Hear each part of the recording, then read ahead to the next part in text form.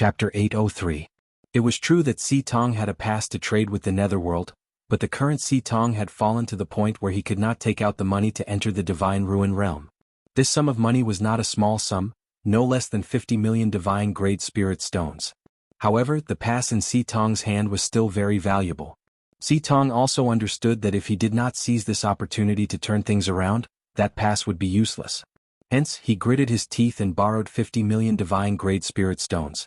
If he could not return it on time, he would have to use that pass as compensation. Even though he had collected enough money, there was still a relatively harsh restriction to enter the Divine Ruin Realm. That was, each family could only send 30 people at most, and these 30 people's cultivation could only be below the Immortal Realm. Those who had reached the Immortal Realm were not allowed to participate. With so many chambers of commerce and sects participating at the same time, and in a different world, fighting for treasures was inevitable. Those who were able to risk their lives for the various sects and chambers of commerce were naturally the disciples of the main family. Outsiders would not take this risk for you. In this way the problem arose. Si Tong had long fallen, and the disciples under him had either died, scattered, or left. Although he still held the name of a chamber of commerce, the total number of people added up to less than 5. Thus, the scene of Si Tong recruiting appeared. Si Tong had been recruiting for more than half a month, but not a single person had come. Because even if one could return from the Divine Ruin Realm alive, if you helped Si Tong, Bada would not let you off. Who would do such a strenuous, unrewarding, and life-threatening thing? If not for the rules of the Chamber of Commerce Alliance, Si Tong would have been destroyed by Bada long ago. Seeing that the Divine Ruin Realm would open in 3 days, some chambers of commerce and sects had already begun to gather outside the Divine Ruin Realm, but Si Tong still had not recruited a single person. With Tao Zhong's words, Yu Qianqiu nodded his head, indicating that he understood. Speaking of this Divine Ruin Realm, Yu Qianqiu more or less had some understanding. Back when he was chatting with Huang Tian in the Eastern Holy Land's Yellow Earth City, he had heard Huang Tian mention it. This Divine Ruin Realm was said to be a cultivation land opened by the ancient god, but for some reason, it was abandoned by the ancient god. The spiritual energy inside was very abundant, and it was rich in all kinds of treasures. However, it was also extremely dangerous inside with all kinds of ferocious beasts. According to Huang Tian, the Divine Ruin Realm would only open once every 100 years. After 3 months, it would close and only open again in the next 100 years. However, Huang Tian did not mention anything about the various sects participating in the opening of the Divine Ruin Realm. As Yu Qianqiu was thinking about this, he suddenly frowned and asked everyone, "Then why are all of you rushing to register at Bada? It seems like you really don't know anything." Tao Zhong smiled bitterly and said, "The reason why we are rushing to register with Bada is not to enter the Divine Ruin Realm, but to help Bada do business in the netherworld. Every time he successfully completed a transaction, he would be rewarded with 10 top-grade spirit stones. Although the chances of us accepting the Bada Chamber of Commerce's employment are slim, we'll be out of luck if you coax us like this. What's there to be unlucky about? Since no one wants to go, it's fine if they don't go. They can't possibly kidnap you into the Divine Ruin Realm or kill you, right?" Yu Qianqiu said disapprovingly. The group of people immediately revealed exaggerated expressions of speechlessness. Tao Zhong did not know whether to laugh or cry as he said, "No matter how much Si Tong has declined, they are still a member of the Chamber of Commerce Alliance. The Chamber of Commerce Alliance pays attention to credibility. When dealing with the Chamber of Commerce, one must value credibility.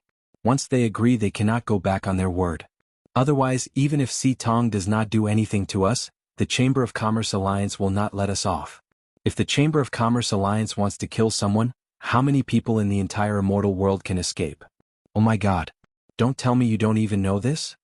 Yu Qianqiu touched his nose awkwardly and said, "That seems to be the case, I almost forgot." Only now did he understand that he had indeed brought a lot of trouble to these guys. Although he was not afraid, it did not mean that others had the capital to not be afraid. At this moment, 3 people came out of the backyard. 2 men and a woman stood in front of everyone.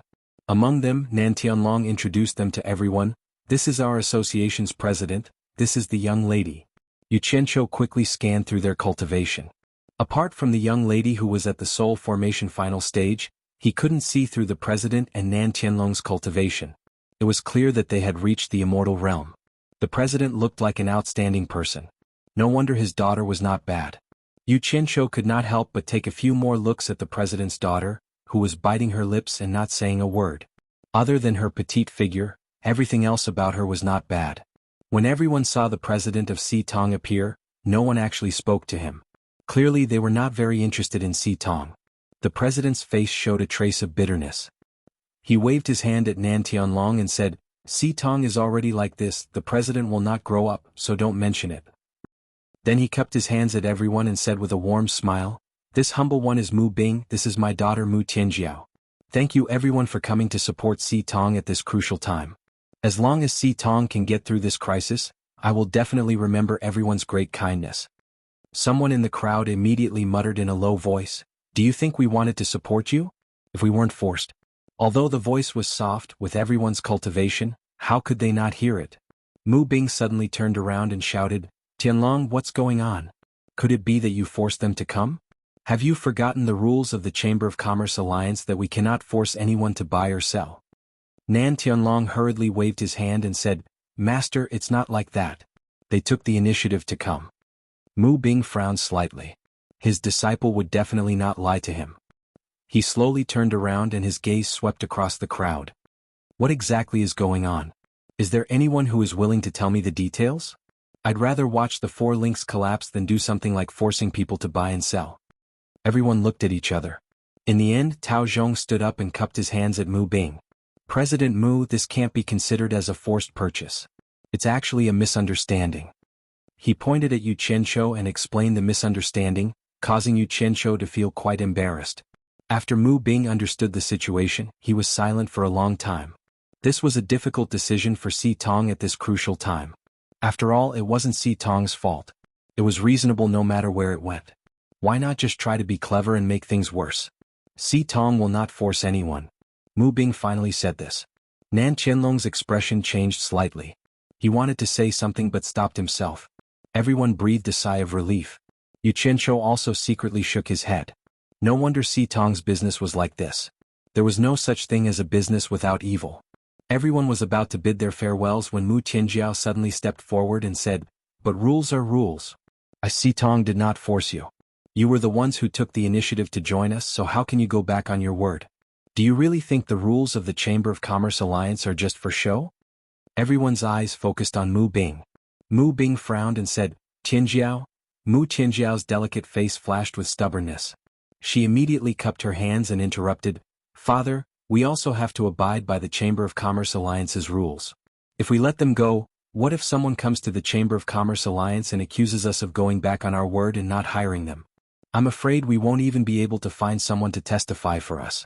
This is a critical time. We have to be on guard against thieves and rascals. Mu Bing was speechless. Nan Tianlong also immediately cupped his hands and said, Master, junior sister is right. We need to be on guard against thieves and rascals. Mu Tianjiao took this opportunity to announce loudly, as long as everyone here accepts my Si Tong's employment, I Si Tong am willing to take out 1/10 of the estimated value of the treasures obtained in the Divine Ruin Realm. The moment these words were spoken, a commotion broke out among the crowd. This temptation was too great. One had to know that in order to enter the Divine Ruin Realm, the various chambers of commerce were willing to pay 50 million divine-grade spirit stones. Under normal circumstances, they would be able to get double the return. In other words, the estimated value of the treasures obtained was at least 100 million divine-grade spirit stones. 1/10 of 100 million divine-grade spirit stones was equivalent to 10 million divine-grade spirit stones. If this sum of money was divided among the people here, each person would receive roughly 300,000 divine-grade spirit stones. Compared to the 10 top-grade spirit stones they would receive in a single trip to the netherworld, it was an astronomical figure. Not to mention the trip to the netherworld was not entirely smooth sailing, there were still dangers. Nan Tianlong sneaked a peek at his master, seeing that his junior sister was willing to take out such a large amount of benefits without asking for his master's permission, but he found that his master was deep in thought. Seeing that many people were tempted, Mu Tianjiao continued, Of course I Si Tong will not force everyone, I will still give everyone a choice. Those who do not want to accept my Si Tong's employment, can leave a statement before you leave. Those who stay, I will also give you a guarantee in case something happens that cannot be explained clearly. Whether you want to stay or leave, it's up to you. This time everyone was stumped. Stay. It was too dangerous. Don't stay. 300,000 divine great spirit stones, ah. Where would they find such a fat profit? This was money that they might not be able to earn even if they worked their whole lives. Indeed, profit and risk coexisted. This made it difficult for everyone to choose. Yu Qianqiu did not consider this. He was not short of money. Instead, he was sizing up Mu Tianjiao, noticing that this girl was indeed bolder than her father, using both kindness and authority, a person who could make decisions. After everyone made their choice, 9 out of the 37 people left. These were all people with families, and they were worried that their families would suffer retaliation from the 8 pagoda trading firm, so they chose to leave.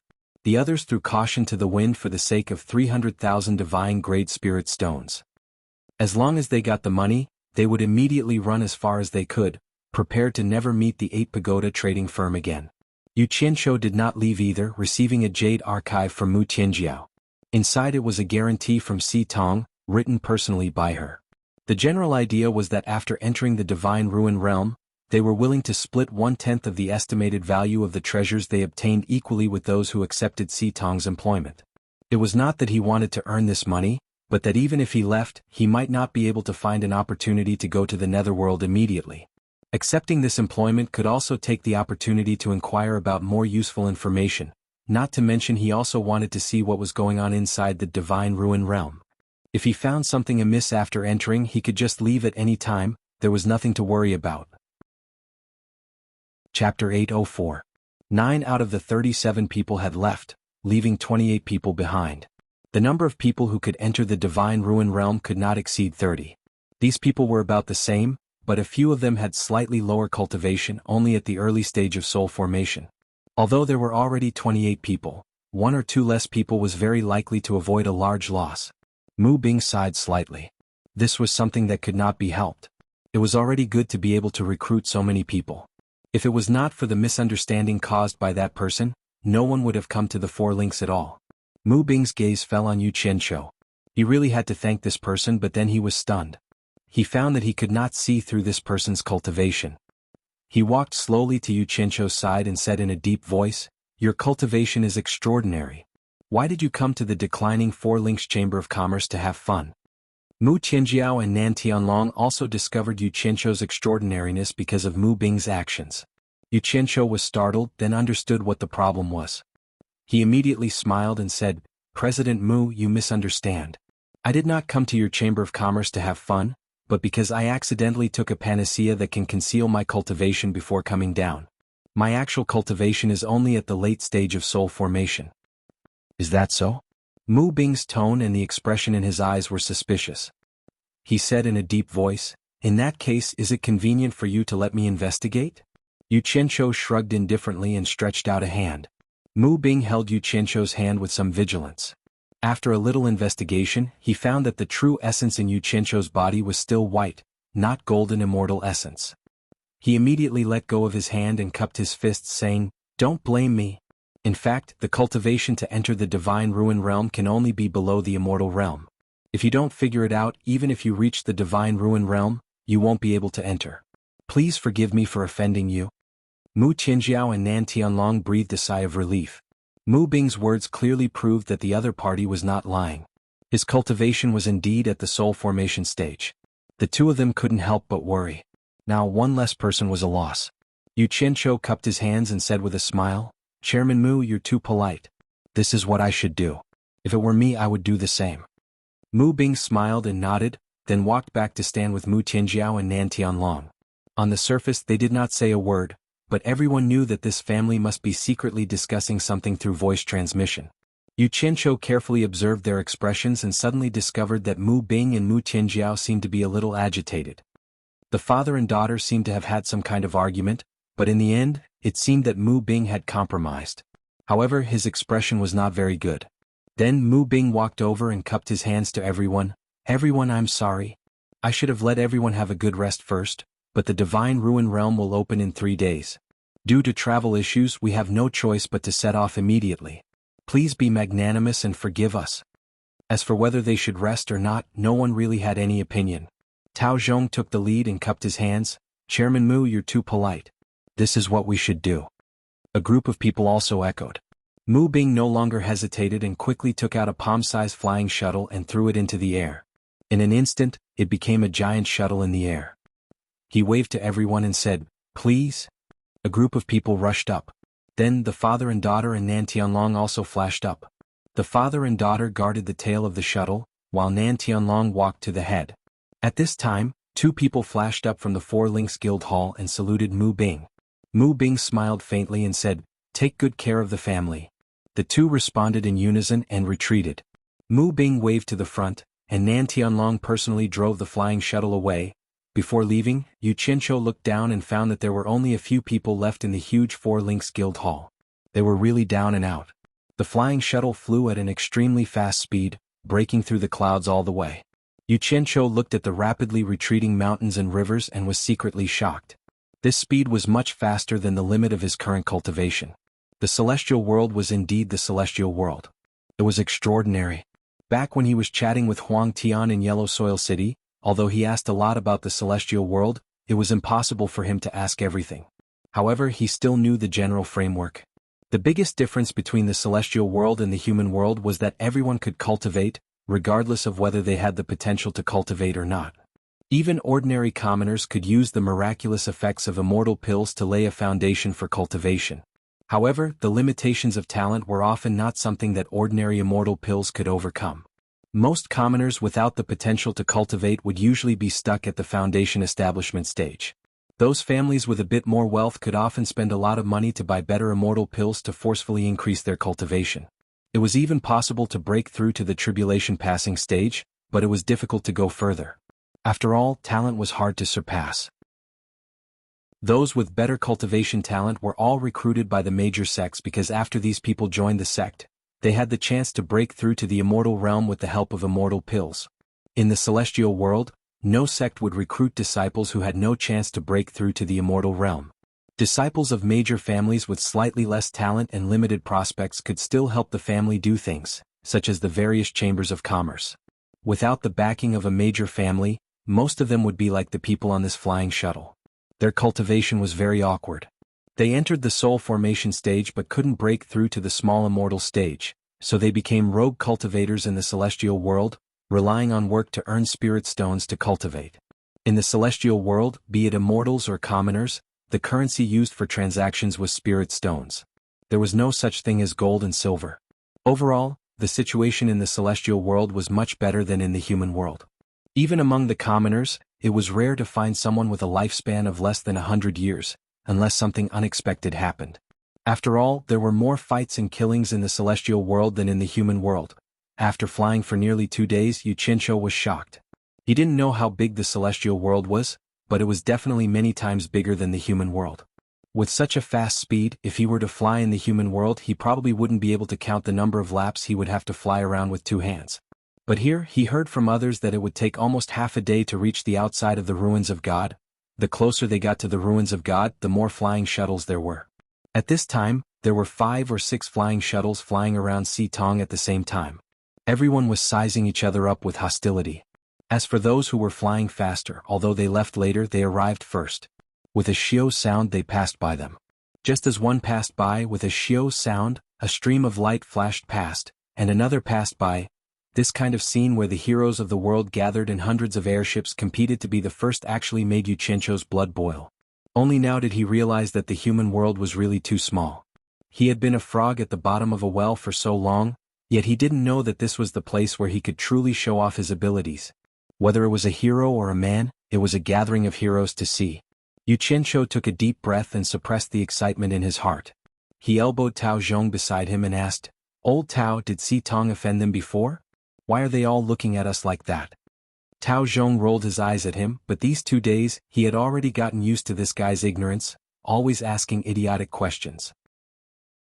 He said in a low voice, "Xitong isn't even ranked in the Chamber of Commerce Alliance. How could they have offended so many people? If they had really offended so many people, they would have collapsed long ago. How could they have lasted until now? Everyone wants to enter the ruins of God, and in there all the rules are fake. Fighting, killing, and snatching things is a common occurrence. Everyone may look fine now, but once we enter the ruins of God, we will immediately become enemies. It's normal for them to look at us like this.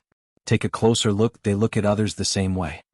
Hearing him say this, Yu Qianqiu looked around and found that it was true. He rubbed his chin and imagined. So in the ruins of God, fighting, killing, and snatching things was a common occurrence. This was a little interesting. The human world was too small, and it was his own territory, so it was not convenient for him to go all out. There seemed to be a lot of people in the immortal world. I haven't had a good time in a long time. I like it. After flying at high speed for almost 2.5 days, the flying shuttle's speed finally slowed down, and it was slowly descending. Yuchencho quickly poked his head out to take a look. Below him was a vast granite mountain range that stretched as far as the eye could see. There was almost no greenery. There was a huge platform that was obviously man-made, and it was bustling with people. At this time, there were countless flying shuttles descending in the air, and there were even people in all kinds of clothes flying back and forth in the air. It was a busy scene. Yuchencho's eyes lit up as he excitedly rubbed his palms together. He found that this place was even more King lively than the large-scale exchanges in his previous life, and he was a person who liked crowds the most. He firmly believed that the more people there were, the more lively the place was, and that was the place to make a fortune.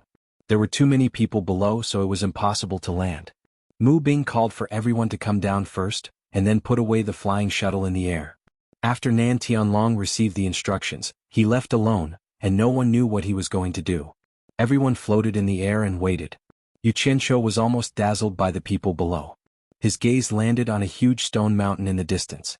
At the foot of the mountain was a large cave with a diameter of tens of meters, and a large group of golden-clothed people were guarding the entrance of the cave. Yuchencho's pupils constricted. The clothes of those golden-clothed people seemed to be the same as the envoy he had seen on the Immortal Ascension platform. Looking around, he discovered that there were many golden-clothed people scattered in the air, silently watching the scene below.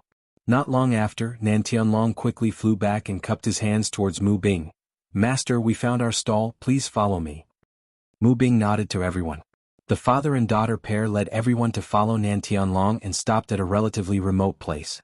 Although it was relatively remote, the flow of people was not small at all. There were many sheds set up below, and many more were still being built. Nan Tianlong flashed into the crowd below, and in a small open space between two sheds, he cupped his hands towards the surrounding people and shouted, "Everyone, please make way. This is the space allocated by our 4 Links Chamber of Commerce. We want to set up our stall, please do us the honor." The people at the side were quite cooperative, and immediately squeezed out of the small area and returned to the main road. Mu Bing quickly led everyone to the open space, and Nan Tianlong immediately took out a large amount of bamboo wood from his storage bracelet, preparing to set up the 4 Links Chamber of Commerce's stall. Chapter 805. Nan Tianlong, on the other hand, was a down-to-earth and hard-working person. He carried a large piece of wood and began to drive it into the ground. Suddenly someone muttered, "Why does our territory seem to be much smaller than theirs?" Everyone was taken aback and looked at the stall opposite them. It seemed to be a lot smaller. It seemed to be missing a third of the area. Mu Bing frowned and said, "Everyone paid the same amount of money, so it stands to reason that the size of the stall should be the same. This has always been the case. Tianlong, what's going on?" Nan Tianlong, who had just picked up a large piece of wood, was startled when he heard this. He threw away the things in his hands and scratched his head awkwardly. "Master, I'll go take a look." He strode to the crowded passageway, then glared at him and walked towards the stall next door. Everyone looked at each other speechlessly, not knowing what was going on. At this moment, Nan Tianlong's angry roar suddenly came from next door. "Qi Fengxing, hurry up and give up your spot. I paid the money, what right do you have to take our spot?" The flow of people on the temporary street suddenly stopped and looked over. Mu Bing and Mu Tianjiao's expressions changed greatly. They saw a slightly chubby man come out from next door, followed by 2 people. Nan Tianlong followed them angrily and kept shouting, "Qi Fengxing, hurry up and give up your spot." The man called Qi Fengxing did not even bother to pay attention to Nan Tianlong. He pinched the thin mustache on his lips and stared at Mu Bing with a teasing smile. "President Mu, there aren't many of you anyway. Why do you have to occupy such a large territory? No matter what, we come from the same place. We should help each other, don't you think so?" Mu Bing immediately shouted in a deep voice, "Qi Fengxing, don't go too far. This is not a place for you to behave atrociously." A group of people immediately gathered on the street to watch the show. Qi Fengxing's gaze turned cold. He glanced at Yuchencho and the others and coldly snorted. "Mu Bing, don't refuse a toast only to be forced to drink a forfeit. If you behave yourself, you might be able to get back some of your capital. Otherwise, I guarantee that your people won't be able to enter the Divine Ruin Realm." Everyone's expressions changed drastically. The other party was clearly telling everyone that after entering the Divine Ruin Realm, they would attack the people of 8 Advancement Society and 4 Links Society. Yuchincho was speechless. Why did it feel like he had met a landlord tyrant? However, it was none of his business, and he was not familiar with the situation here, so he stood in the crowd and did not say anything. You. Mu Bing was furious, but Mu Qinjiao pulled him back. She looked at Qi Fengxing with disdain and said indifferently, "Father, there's no reason to talk to this kind of person. Why bother talking to him?"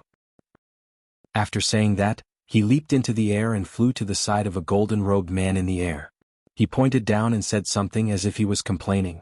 Qi Fengxing calmly glanced at her and sneered, "Damn girl, you're so stubborn.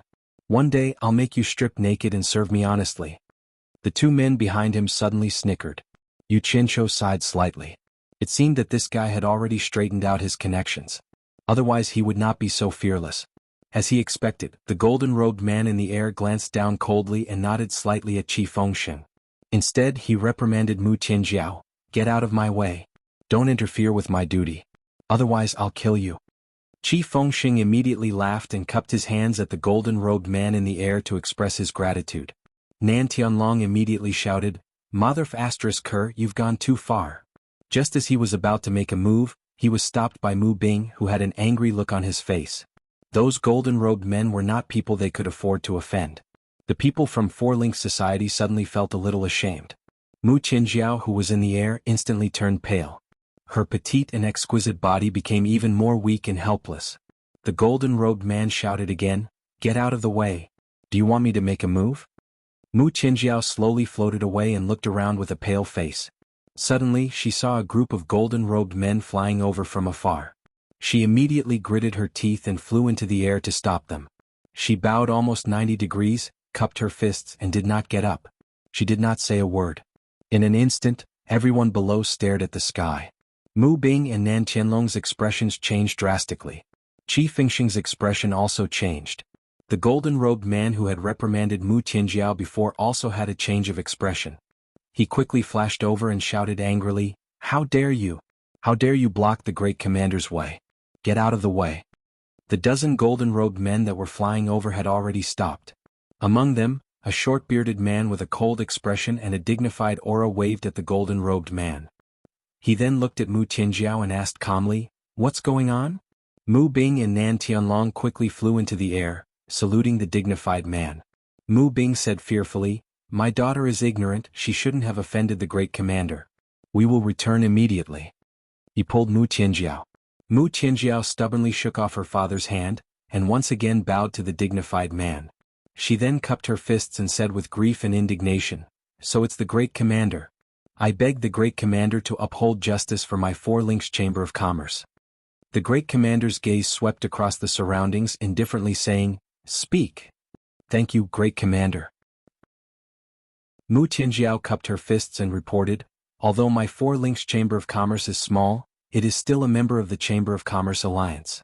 We also paid 50 million divine-grade spirit stones to the Immortal Palace, to obtain the qualification to enter the Divine Ruin Realm, and obtained a small stall outside the Divine Ruin Realm. This little girl would like to ask the great commander, my 4 Links Chamber of Commerce has paid the same amount of money, so why is the Immortal Palace's guard helping others divide my 4 Links Chamber of Commerce's stall? If it's because my 4 Links Chamber of Commerce paid the same amount of money, please tell us clearly. There is no need to humiliate us in public. My 4 Links Chamber of Commerce will naturally give up our stall, we dare not go against the Immortal Palace. Great Commander, please tell us clearly." Qi Fengxing's face was deathly pale, and the golden-robed guard who reprimanded Mu Qinjiao was even paler. Mu Bing and Nan Tianlong were terrified, worried that their daughter had offended the great commander. Once the great commander was enraged, the consequences would be unimaginable. Yuchincho's eyes lit up, his evaluation of Mu Qinjiao rose by a notch. Her words were well-mannered and well-mannered. Unless the great commander ignored the Immortal Palace's reputation, he wouldn't make things difficult for Mu Qinjiao in public. "Which stall belongs to your 4 Links Chamber of Commerce?" the great commander asked. Mu Qinjiao immediately waved her hand, pointing at the stall that was 1/3 smaller than the others. The great commander glanced at her, his gaze turning piercingly cold as he stared at the guard who colluded with Qi Fengxing, asking indifferently, "You're the one on duty here?" Yes. The guard was so scared that he couldn't speak clearly. The great commander said indifferently, "Do you have anything to explain?" "It was this subordinate's oversight. There were too many people and I was too busy. Please forgive me, great commander." The guard was trembling in fear. The great commander nodded slightly. "I see. You can't be blamed. However, it seems that your abilities are limited and you're no longer suitable to serve the immortal palace. Men, cripple his cultivation and send him back to where he came from." "Great commander, forgive?" The guard wanted to beg for mercy, but two people had already flashed out from behind the great commander. A miserable scream rang out. His golden robe was stripped off in the blink of an eye. His whole body turned limp and he was carried away by another golden-robed man like a chick. The great commander's gaze turned to the shed that took up more space. One of the people behind him immediately pointed and shouted, "Which chamber of commerce does this belong to?" Qi Fengxing hurriedly rushed over, trembling. He was so scared that he couldn't say a word. He only knew how to keep bowing. The great commander stared at him indifferently and said, "This is my fault for not disciplining my subordinates properly. However, you must immediately tear down that shed. Give up the extra space and return it to the Four Links Chamber of Commerce immediately. Can you do that?" "Yes, yes, yes." Qi Fengxing couldn't say anything else other than this one word.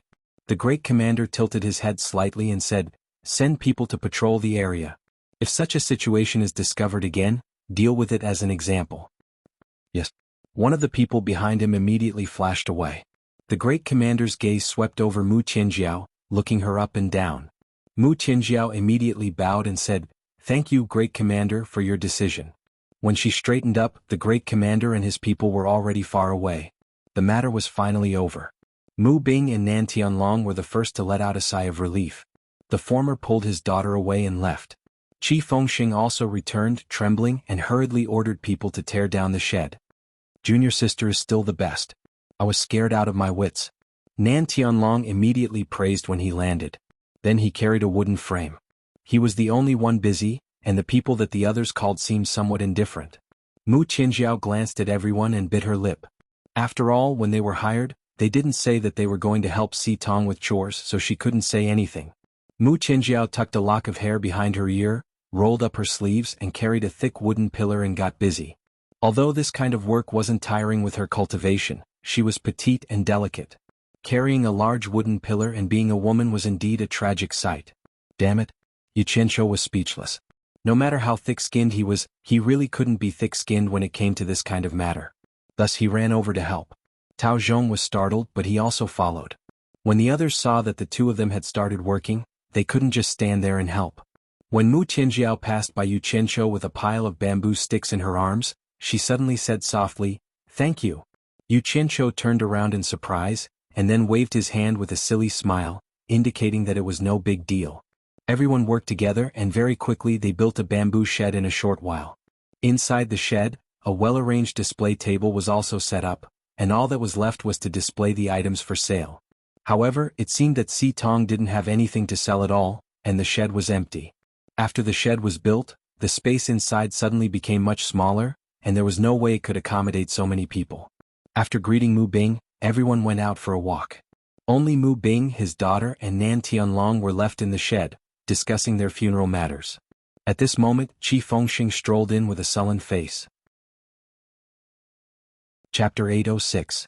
Shuttling through the bustling crowd, Yu Qianqiu's eyes were fixed on Tao Zhong, asking him all sorts of questions without end. Tao Zhong was really sick and tired of it.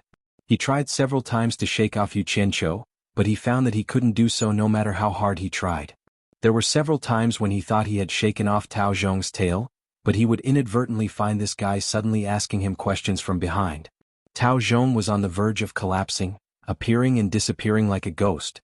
Little did he know that it was precisely because Yu Qianqiu was familiar with him that he took the opportunity to pat Tao Zhong's shoulder, sacrificing a drop of blood essence to pat Tao Zhong's back. The main reason was to make it convenient for him to contact Tao Zhong, afraid that he would forget about Tao Zhong and not be able to find him. More importantly, if Tao Zhong had any questions he could look for Tao Zhong at any time. Rows of sheds separated the streets, with people coming and going like the tide. Stalls were filled with things for sale, and there were also stalls like the Four Links Chamber of Commerce that had nothing on sale, waiting for the divine ruin realm to come out. It was a little like waiting for the rice to be cooked, But wasn't the Four Links Chamber of Commerce just waiting for the rice to be cooked? On the large square, rows of sheds lined up. Yu Qianqiu roughly estimated that there were no less than 10,000 stalls. Immediately he pulled Tao Zhong's sleeve asking, "Does every stall here have to pay 50 million divine-grade spirit stones?"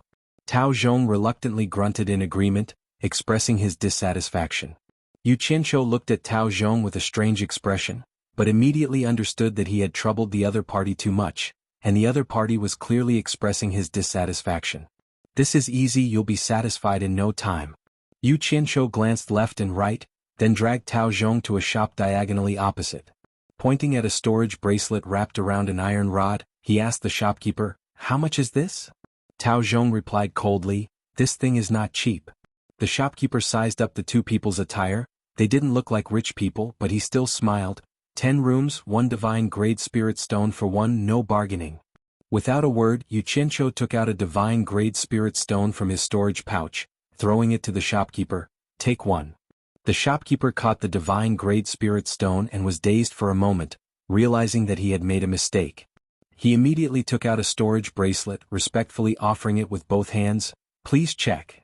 Yu Qianqiu received it and sent in his divine sense to inspect it. There was nothing wrong with it, so he turned around and stuffed it into Tao Zhong's hand. He smiled and said, "I have been troubling Brother Tao for a long time. I have no way to repay you." Tao Zhong was already shocked by Huang's action of casually taking out a divine-grade spirit stone, Tao Zhong Yang, and said, seeing as he was, "This I don't know how. With I Tao I can't accept. You're using a storage pouch." Tao Zhong was about to return the bracelet to Huang Xiaolong. In the immortal world, those below the immortal realm would rarely wear a storage bracelet, except for those big families' disciples. Itinerant cultivators like them from the immortal world would find it hard to earn 1,000 top-grade spirit stones in a year. However, Yu Qianqiu had given him a storage bracelet worth 10,000 top-grade spirit stones.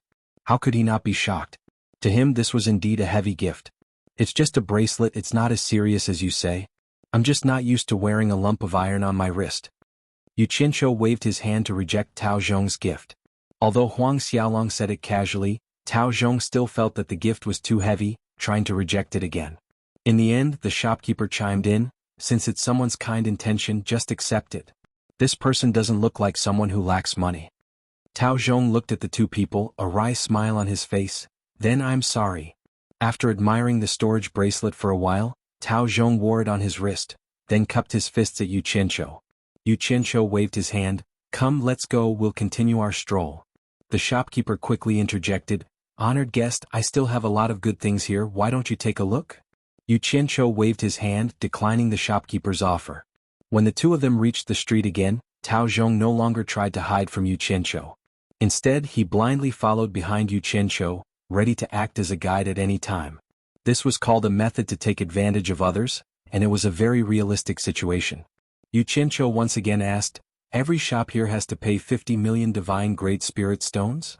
Tao Zhong immediately answered, "That's right, only those who pay the Immortal Palace are qualified to set up stalls and open shops here." As he spoke, he kept touching the storage bracelet on his wrist, afraid that he might accidentally drop it. Yu Qianqiu sucked in a breath of cold air. There were at least 10,000 shops here, and each shop had to pay 50 million divine-grade spirit stones. Just from this alone, the Immortal Palace would earn at least a few hundred billion divine-grade spirit stones. That old immortal emperor had struck it rich. This was the benefit of being a big boss. I heard that the sects and trading houses that enter the Divine Ruin Realm can earn a lot of money.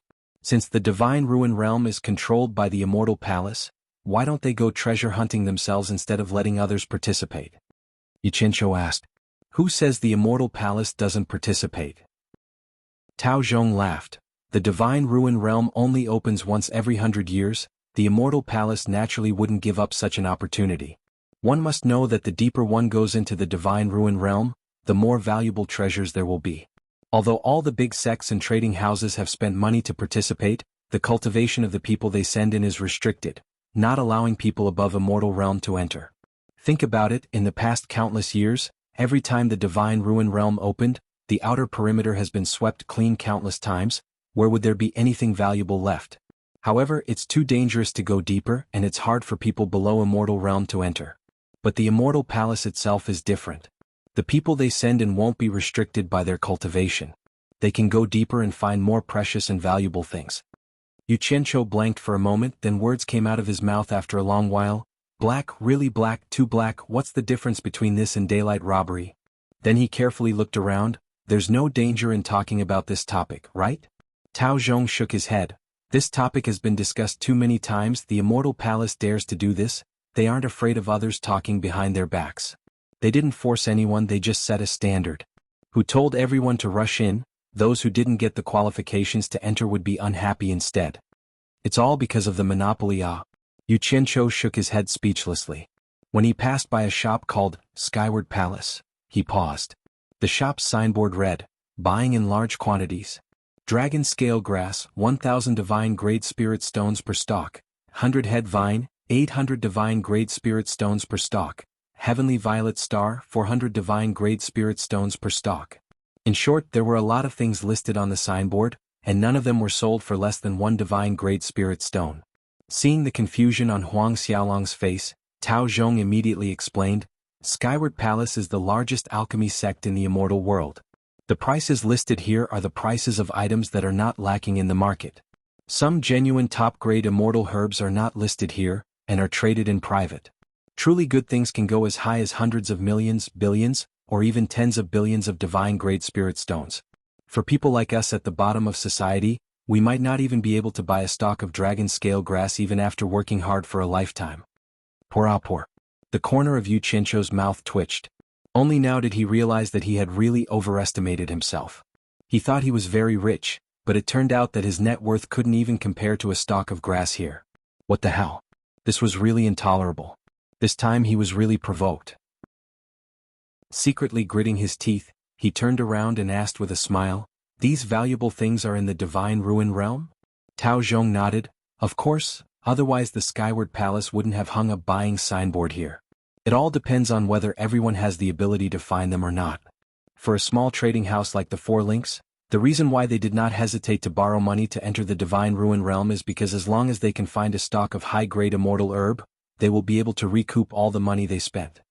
Yu Qianqiu's heart skipped a beat, suddenly feeling that his chance to make a fortune had come. He couldn't help looking at the signboard a few more times, wanting to memorize all the valuable things listed on it. But with just one look he saw the problem. He suddenly realized that he didn't seem to recognize any of the grass listed on the signboard. Even if he entered the Divine Ruin Realm, he would most likely think that it was just a weed. Yu Qianqiu immediately coughed, turned around and asked, Is there a shop here that sells all kinds of precious items? Of course there is. It's rare to see a day like this where all the sects and trading houses in the immortal world gather. It's a good time to do business. Tao Zhong waved his hand and pointed around. There are only things you can't think of here, and there's nothing you can't buy as long as you have the money. The various precious items you mentioned should be sold in the Wangu Tong's shop. Yu Qianqiu immediately waved his hand, indicating for him to lead the way. As they walked, he asked, What does Wangu Tong do? Although Tao Zhong was surprised that he didn't even know about Wangu Tong, he was already used to his ignorance. He casually explained, It's the largest auction and appraisal shop in the immortal world, and it's very rich. The two of them strolled along a few streets, asking many people before they finally found Wangu Tong's shop. As soon as the two of them walked in, a well-dressed, beautiful and graceful woman walked out from the side of several old men. She walked over with a smile and asked, Do you want to buy, see, appraise or entrust something to be auctioned? The dazzling array of items in the shop dazzled Yu Qianqiu, but he didn't recognize many of them. He paused for a moment and asked, Are there any precious items? Yes. The beautiful woman took a few steps back, pointing at the piles of jade archives on the shelves at the side as she introduced, Antiques, immortal records, medicinal pills, immortal herbs, immortal artifacts, beasts and all kinds of rare ores and metals. What kind and grade do you need? Yu Qianqiu was taken aback. What do you mean by grade? The beautiful woman was stunned by his question. Tao Zhong hurriedly raised his hand at the woman, gesturing for her to wait for a moment. He whispered into Yu Qianqiu's ear, Items like these are usually protected with restrictions and can't be duplicated. Once duplicated, the information recorded inside will be destroyed. Usually, the price is set according to the rarity of the item. The rarer the item, the higher the price. Chapter 807. Yu Qianshou made an "oh" sound to indicate that he understood. Looking at the items on the shelf, he probed, "How much would it cost if I buy all the items on the shelf?" Tao Zhong turned his head and rolled his eyes. The beautiful and capable woman was taken aback, her gaze sweeping over Yu Qianshou once more. Although she guessed that this person wouldn't be able to afford it, she still maintained a warm attitude and calculated the price of the whole set of items. She replied with a smile, "If you want to buy all the items of different grades, it would cost a total of 274 pieces of divine grade spirit stones. If you are sincere, we can waive the small change, just 270,000 divine grade spirit stones. Do you need it? So expensive?" Yu Qianshou exclaimed, walking up to the shelf and casually picking up a piece. Imbuing it with his divine sense, he placed it back down with a frown on his face. "Isn't it just some drawings and some words? How can it be so expensive?" The beautiful woman felt awkward for a moment, but maintained her smile as she explained, "The quality of this account's items is guaranteed. These illustrations are the work of this account's expert appraiser. The authenticity of the illustrations and the real thing are almost perfect. Just based on the variety of items, I dare say that there is no other account that can surpass this account. Furthermore, the description of each item is very detailed, so it's definitely worth it." Yu Qianshou turned to look at Tao Zhong, asking, "Is what she said true?" Tao Zhong coughed lightly, awkwardly saying, "Wangu Tong's reputation is unquestionable in the immortal world. Since she said so, it shouldn't be wrong. 270,000 divine grade spirit stones." Yu Qianshou rubbed his chin, muttering under his breath as if he was thinking of something. A moment later, he turned to the smiling woman waiting for his reply. "How many sets do you have here?" The woman smiled politely and said, "You can have as many as you want." Yu Qianshou's eyebrows rose, asking again, "You really can't copy them?" The woman's expression stiffened and she didn't know whether to laugh or cry as she said, "Of course it can be copied, but this account has a special restriction on it. Only this account can copy it, outsiders can't copy it. To tell you the truth, this is also why I said that you can have as many as you want." Yu Qianshou sighed with a little regret. It seemed that he would have to spend a lot this time. He waved his hand and said, "Forget it, just give me 100 sets." The woman was stunned. Her alluring red lips moved slightly as she awkwardly smiled and said, "Did you just say you want 100 sets?" At this moment, the few old men who had not turned around all turned around and looked at Yu Qianshou. Tao Zhong opened his mouth wide in disbelief. Yu Qianshou frowned and said, "No more, no less. I want 100 sets. Alright, is there a discount for buying a lot?" The woman calmed down after confirming Huang Xiaolong's words. One look was enough to tell that she was someone who had seen the world. She smiled, "One set will be 270,000 divine grade spirit stones, so 100 sets will be 27 million divine grade spirit stones. I'll take 25 million divine grade spirit stones from you, what do you think?" Yu Qianshou looked at the woman suspiciously. Even if Wangu Tong was filthy rich, this decision wasn't something an ordinary disciple could make, right? This woman wasn't simple, all right. Yu Qianshou nodded his head, carefully observing the woman. "Please wait a moment, I'll sort them out for you." The woman nodded and left, tidying up the jade archives on the shelf. The several old men also came over to help, and very soon, 100 sets of jade archives were sorted out. The woman even used a storage bag to store the jade archives, handing them over to Yu Qianshou for inspection. Yu Qianshou was merely checking if the number of jade archives was correct. He had no way of verifying it. However, he believed that since Wangu Tong was able to become the industry leader in the immortal world, she wouldn't resort to such underhanded means. Putting away the storage bag, Huang Xiaolong also took out a storage bag for himself, passing it to the woman. "Count it." The woman quickly checked the number of divine grade spirit stones inside the storage bag, smiling, 25 million divine grade spirit stones is correct. She turned around and passed the storage bag to one of the old men behind her. When she turned around again, she saw Yu Qianshou walking out of the room. She immediately called out, "Wait a moment." Yu Qianshou turned around with a frown on his face. "We've already cleared the transaction, is there a problem?" The woman quickly walked over to him, introducing herself with a smile. "I'm Wan Ling, may I know how to address this honored guest? Did she take a liking to me because of my generosity?" Yu Qianshou thought it was impossible. If it was before, he wouldn't have dared to take out so many divine grade spirit stones to spend, afraid it would be too conspicuous. But after strolling around the streets, he realized that spending several tens of millions of divine grade spirit stones wasn't even enough to buy a blade of grass for a wealthy family. It couldn't be considered ostentatious. I'm just a customer who came and went in a hurry, there's no need to leave my name, right? Yu Qianzhou's brows were slightly furrowed. Wan Ling smiled, taking out a purple gold medal token, handing it over. My grandfather is the Wangu Tong sect's chief. This token is convenient for honored guests to have dealings with me. Within this Wangu Tong sect's business scope, if there's anything you need my help with, you can use this token to receive preferential treatment and the best service. Please accept this token. She really isn't an ordinary person. Yu Qianzhou was dazed for a moment. Seriously, this thing should be similar to the VIP card in his previous life. Perhaps he could use it in the future. Reaching out to receive the token, Huang Xiaolong studied it over and over again. There were only 3 simple words Wangu Tong engraved on it. Other than the special material used, there wasn't even a trace of extra pattern. But it was obvious that someone had spent a lot of effort on those 3 words, as they were carved with vivid and lifelike vines. Yu Qianzhou put away the token, cupping his fists in greeting.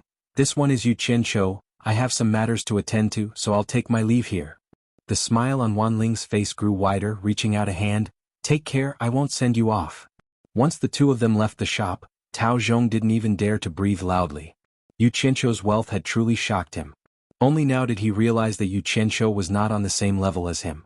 He was just a mere rogue cultivator, but Yu Qianzhou's background was unfathomable to him. But what he couldn't figure out was, since he was so rich, why would he participate in such a dangerous divine ruin stage general assembly? Tao Zhong rubbed the bracelet on his wrist, and connecting it to Yu Qianzhou's idiotic question, a guess immediately formed in his mind. He had a strong suspicion that this Yu Qianzhou must be some rich family's disciple, the kind that had just seen the world for the first time and went out to gain experience.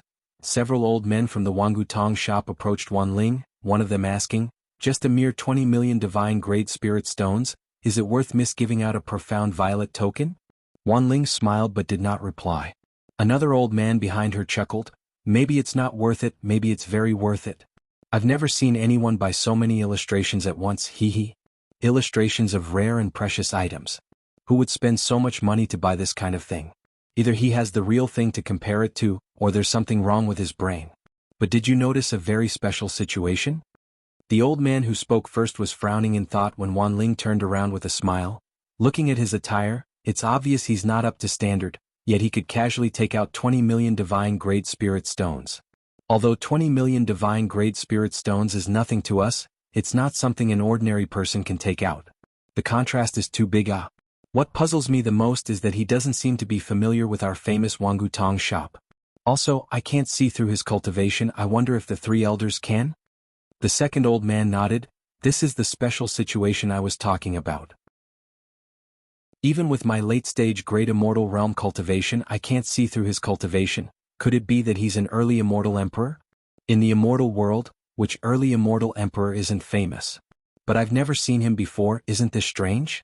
The other 2 elders exchanged a glance. It was obvious from their expressions that they didn't pay much attention. The first old man spoke solemnly. Maybe he took some kind of immortal pill to conceal his cultivation? I hope so. Otherwise it's too strange. Wan Ling pondered for a moment. Suddenly, the distant sound of a bugle horn came from outside, sharp enough to pierce one's eardrums. Wan Ling raised her head to look at the crowd flying away from the street, her expression solemn. The godly ruin realm is finally open, let's go take a look. It'll also boost the confidence of our Wangu Tong disciples. The 3 old men nodded, and as she walked out of the shop, the shopkeeper who had been hiding outside immediately came in. When the bugle horn sounded, Yu Qianzhou and Tao Zhong had just returned to Si Tong's shop. Not long after, the other hired people also squeezed in one after another. It seemed like they had all been startled back by the sound of the bugle horn. Everyone excitedly and nervously talked about the opening of the godly ruin realm. Not long after, the crowd on the street outside completely disappeared. Mu Bing stood inside without any reaction. Everyone looked at each other in dismay, feeling that it was a little strange. Yu Qianzhou was in a hurry to go in. He couldn't help but ask, President Mu, are we not going into the godly ruin realm? Mu Tianjiao, who was beside Mu Bing, looked at the crowd and smiled. The godly ruin realm's spiritual energy is very abundant, and it only opens once every 100 years. Who knows what kind of heavenly treasures have grown? Right now is the time when everyone is fighting and robbing, and also when the casualties are the highest. Moreover, it's very crowded right now. It'll take at least half a day for hundreds of thousands of people to go in. We're not in a hurry, we'll go in half a day. Everyone suddenly understood. Yu Qianqiu smiled and said, "Thank you, miss, for understanding us." Mu Qinjiao smiled and shook her head.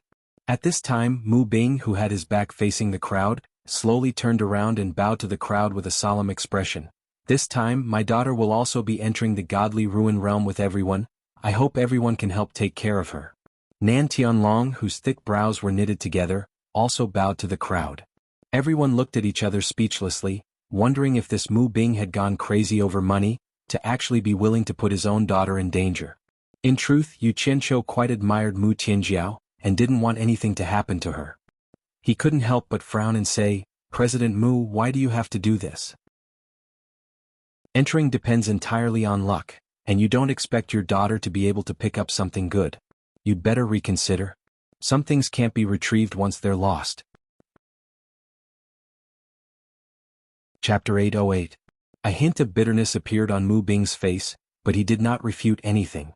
Instead, it was Mu Qinjiao who stood up with her chest out and cupped her fists towards the crowd. She smiled sweetly and decisively. "Everyone has misunderstood my father. My father has been trying to stop me from entering the divine ruin realm, but my four links chamber of commerce is already swaying in the wind and rain. As my father's only daughter, how can I sit back and do nothing? For me to wait outside the ruins of God for a month without doing anything, I really can't do it. I hope everyone will work together with me to save my four links chamber of commerce from this crisis. Mu Qinjiao thanks everyone in advance." As she spoke, she bowed deeply. Everyone looked at each other and sighed in their hearts. It was Mu Qinjiao's misfortune to be born in the Four Links Chamber of Commerce, but the Four Links Chamber of Commerce with Mu Qinjiao was a great blessing. Yu Qianqiu could not help but let out a sigh in his heart. A daughter should be like Mu Qinjiao. She was much better than her father. A few miles away from the square, under a huge stone mountain, was a dark cave with a diameter of dozens of meters. White mist was rising from it, lingering outside the cave. A thick and majestic ancient aura was pulsating in and out, shocking everyone outside the cave. Then the white mist shrank and gathered inside the cave, blooming with a white stream of light and spinning. The hundreds of thousands of people outside stared intently at this scene until the white light in the cave stabilized. "It's open, it's open." The crowd burst into excited cheers. The divine ruin realm had finally opened, and everyone's eyes were burning with excitement. Outside the cave were thousands of golden-robed men, each of them looking around vigilantly, keeping the hundreds of thousands of people away from the cave entrance. The stone mountain was also filled with thousands of golden-robed men watching below. The external affairs commander of the immortal palace, Wuxiong, stood behind the thousands of golden-robed men, quietly standing beside the cave entrance with his hands behind his back. His cold gaze swept over the hundreds of thousands of people from the various sects and chambers of commerce. He was the commander who had helped Mu Qinjiao out of trouble before. At this moment, the hundreds of thousands of people all stared at the side of the mountain. They saw a team of 100 golden-robed men walking neatly from the side. They lined up in front of Wuxiong and knelt on one knee saying, "Greetings, Commander." Wuxiong nodded slightly and said indifferently, "Let's begin." The 100 people all stood up.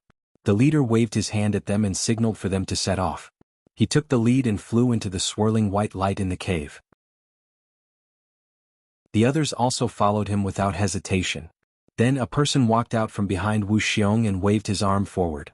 The thousands of golden-robed men immediately changed their formation, forming of one group of 100, of each group of 100, and immediately separated dozens of paths.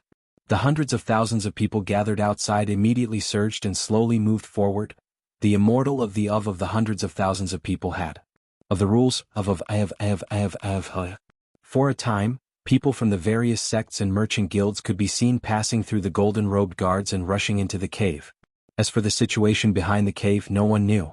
However, everyone could imagine how cruel the bloody competition was, because every time the divine ruin realm opened, out of the hundreds of thousands of people who entered, less than 100,000 would return. Some sects and chambers of commerce would send 30 disciples in, but only 1 or 2 would come back alive. Some unlucky ones might not even make it back alive. That would be a huge loss. But those disciples who could come back alive and make great contributions to the sect would not have to worry about living for the rest of their lives. Then again, if there was a heavy reward, there would definitely be brave men. If there was no heavy reward, who would risk their lives? After more than half a day, the hundreds of thousands of people had finally entered. Instead, tens of thousands of elders from various sects had gathered in the sky. They were all nervously staring at the scene below. They would be waiting here for a month and their respective stalls would be their lodgings. 1 month later, whether the sect would be happy or sad would depend on whether their disciples lived up to expectations. Those who lived up to expectations would be able to display many rare items in their own stalls to sell, while the unlucky ones would either have to spend money to buy things or pack up and leave. The Four Links Chamber of Commerce was the last to arrive. When the people from the various sects and chambers of commerce had all left, they walked up to the golden-robed guards for inspection. Many people in the sky felt strange looking at this group of people. There were only 31 people in total, and 2 of them clearly had cultivation that exceeded the limit, while the last one's cultivation couldn't be seen through. Excluding these 3 people, there were only 28 people participating. For this kind of thing, everyone hoped that the more people that went in, the better it would be. Perhaps the extra person that came out would be able to collect precious items worth hundreds of millions or even hundreds of billions of divine-grade spirit stones. At the very least, the more people that went in, the more likely there would be one more person that would come back alive, and at least bring something out. No one had ever seen such a situation before, and they couldn't figure out what the Four Links Chamber of Commerce was up to. Some people who had dealings with the Four Links Chamber of Commerce knew the predicament they were in, shaking their heads and sighing. As for Qi Fengxing, who had a deep understanding of the Four Links Chamber of Commerce, he was sneering at the side. Wan Ling and the 3 elders exchanged a glance, noticing that Yu Qianqiu was standing at the end of the group, walking at the back of the group in a well-behaved manner. However, his head kept darting left and right as if he was curious about everything. It was not easy for someone like him to be able to stand at the end of a group of several 100,000 people. Being the only one among several 100,000 people was quite eye-catching. However, the most eye-catching thing was yet to come. 2 golden-robed guards suddenly raised their hands and shouted, "Stop right there. You're not allowed to go in." Cutting off Yu Qianqiu's little tail from the outside. Everyone's gazes were fixed on him. Yu Qianqiu was isolated outside, dumbfounded as he looked around. Facing the group of golden-robed guards that were glaring at him like tigers watching their prey, he swallowed hard and said, Why, if they can go in, why can't I go in?" One of the golden-robed guards snorted coldly, "There's no why. Leave now." Mu Bing hurried over with Nan Tianlong, bowing and explaining, "You may have misunderstood. His cultivation is only at the soul formation stage. He's only like this because he took an immortal pill that conceals his cultivation." "That's your business. There's no need to explain it to me." The golden-robed guard shouted, "Leave now or you'll be killed." Mu Bing couldn't hold back after hearing such harsh words. Mu Qinjiao, who had already passed the inspection, quickly ran back. She bowed to the golden-robed guard and begged, "Big brother, please do me a favor. He really is only at the soul formation stage. You can check him." Commander Wu Xiong, who was standing at the entrance of the cave, had no interest in this kind of thing. His subordinates naturally had their reasons for doing this, but when his gaze landed on Mu Qinjiao, he paused slightly. In a flash, he teleported to their side and asked indifferently, "What's going on?" After the group of people bowed, both sides explained the reason. Wu Xiong glanced at the small group of people and was somewhat curious. He stared at Mu Qinjiao and asked, "Why are there fewer people?"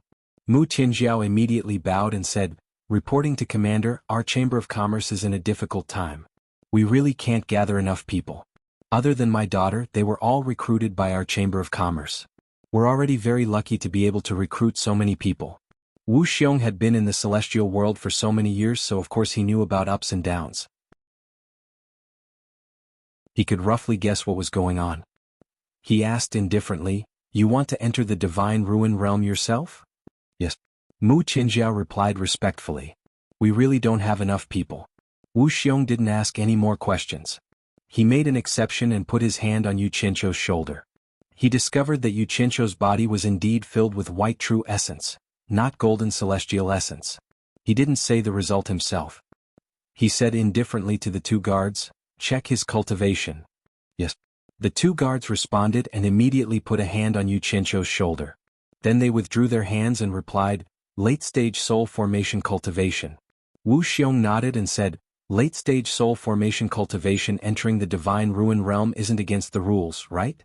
One of them immediately reported, "Since it's been confirmed, it's not against the rules." Without another word, Wu Xiong waved his hand and said, "Let them pass." At the same time, he disappeared in a flash, not even giving Mu Tianjiao and the others a chance to thank him. After some twists and turns, under Mu Tianjiao's lead, The group of 28 people finally entered the divine ruin realm. Wan Ling and the three elders looked at each other speechlessly after witnessing this scene. They didn't expect that Yu Qianqiu had really taken an immortal pill to conceal his cultivation. What they didn't expect even more was that Yu Qianqiu would actually enter such a dangerous place like the divine ruin realm. The mystery of buying 100 sets of illustrations made them even more confused. Could it be to bring them into the divine ruin realm for comparison? But they didn't even have 30 people, so what did they need 100 sets for? As soon as Yu Qianqiu and the others entered the circling white light, they immediately felt as if they were in a starry sky. There were colorful streams of light flying around them, and there was a huge suction force in front of them that made them involuntarily pass through. In just a few moments, everyone felt their eyes light up. A huge force spat them out from the darkness of the flowing light. As soon as they stood firm, they immediately found that the exit was also a cave, and there was also a rotating white light behind them. This was also the entrance to go back. After a month, it would automatically disappear and they could go back at any time within a month. However, once they went out, they would lose the chance to come back. The people of the Immortal Palace would not let them in again. However, no one would go back before the time limit was up. The consequences of going out midway were very serious. The sects would never be lenient to people who were afraid of death and brought shame to their sections. Of course, if they brought back a great treasure, that was another matter, because that was called protecting a treasure meritorious. Everyone had already taken out their own treasures and walked out vigilantly. Yu Qianqiu walked out empty-handed. His treasures could appear at any time, so it was easier to use them empty-handed. As soon as everyone walked out of the cave, they were immediately shocked. What they saw was a bloody scene of corpses strewn all over the ground. Chapter 809. As far as the eye could see, everything was dark and gloomy, as if it was raining and the sun couldn't be seen. The naked eye couldn't see very far, only a few hundred meters away. However, within this area, there were broken limbs and intestines spilling out. The blood on the ground had yet to coagulate and was still flowing slowly. It was obvious that the fierce battle was about to end. Countless people had died with their eyes wide open. Roughly estimating, thousands of people had died within this area of a few hundred meters. No wonder it was said that the fight for treasures was the most intense when they first entered. Often, because of the appearance of a single immortal herb, everyone would gather and fight over it. The hazy mist was obviously condensed from spiritual energy.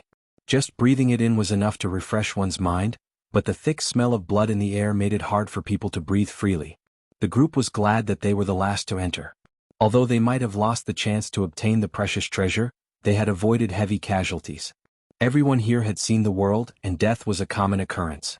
The tragic scene in front of them shocked them, but there was nothing to be afraid of. Mu Tianjiao's beautiful hair had long been tied into a tight knot. In one hand, she held a small silver-white shield engraved with various patterns of flowers. In the other, she held a sword. Judging from the gleaming luster on the sword, they were no ordinary items. It's best that we don't split up. However, in case we get separated by an accident, everyone must remember the way back. After Mu Tianjiao's sincere explanation, a resolute expression flashed across her face as she warned, "But I'll say the ugly words first. According to the previous agreement, if you withdraw without obtaining any valuable treasures, I, Si Tong, will not pay a single spirit stone." No one said anything. Most of them were vigilant of their surroundings. Yu Qianqiu tilted his head and rummaged through a pile of jade archives and illustrations from his storage pouch. After arranging them in a convenient order, he put them back into his storage pouch. He kept 2 of the immortal herbs in his hand, ready to compare them with the real thing. He had no choice. Unlike everyone else, they were all natives of the immortal realm. Even if they hadn't seen many things before, they had at least heard of them. With one look they could tell what they should pick and what they shouldn't. However, when they saw that he didn't take out any transcendent artifacts, but instead took out 2 jade archives, they became curious. Only Tao Zhong turned his head to the side speechlessly. "You're a second-generation rich kid. What are you doing here? Is this a place for you to play?" Mu Tianjiao asked suspiciously. "Yu Qianqiu, don't you have any Dharma treasures?" Yu Qianqiu raised his head and let out an "ah." When he came back to his senses, he casually took out a flying sword from his sleeve. With a flash of cold light, it went back into his sleeve. Everyone looked at each other in dismay. They were all interested in his sleeve and couldn't help but take a few more glances. Seeing that he was prepared, Mu Tianjiao nodded slightly, waved the shield in her hand and said, "Let's go." The group flew up lightly, passing by the bloody corpses, not daring to fly too high. After flying out of this wretched land of intense slaughter, he landed on the ground and walked again. Because everyone was here to look for treasures, the line of sight here was not good. If they flew too high, they would definitely miss something. While everyone was vigilant of their surroundings, they were also searching for something. Yu Qianqiu could be said to be the most proactive one. He held 2 jade archives in his hands, his eyes darting around as he ran at the very front. If he found any suspicious plants, he would immediately take out the jade archives and quickly compare them. The others could not understand what he was doing, but Mu Tianjiao was a little touched by his initiative. Tao Zhong was the only one who scolded him in his heart. A second-generation rich kid. Their surroundings were always covered in fog formed by dense spiritual energy. If they were to cultivate here, they might even be able to save on spirit stones. Yu Qianqiu was even wondering if he should bring the Utopia army here for training. Perhaps it was because they were shrouded in spirit fog for a long period of time and never saw sunlight, but the plants in the ruins of God looked a little strange. They were mostly different from the plants commonly seen outside. This brought great trouble to Yu Qianqiu's search. He could barely walk far, and he would have to stop for a moment when he encountered a strange plant. However, the benefits it brought were also great. It did not take long for him to be able to eliminate some things without looking at the jade archives. The entire terrain of the ruins of God seemed to be made up of hills.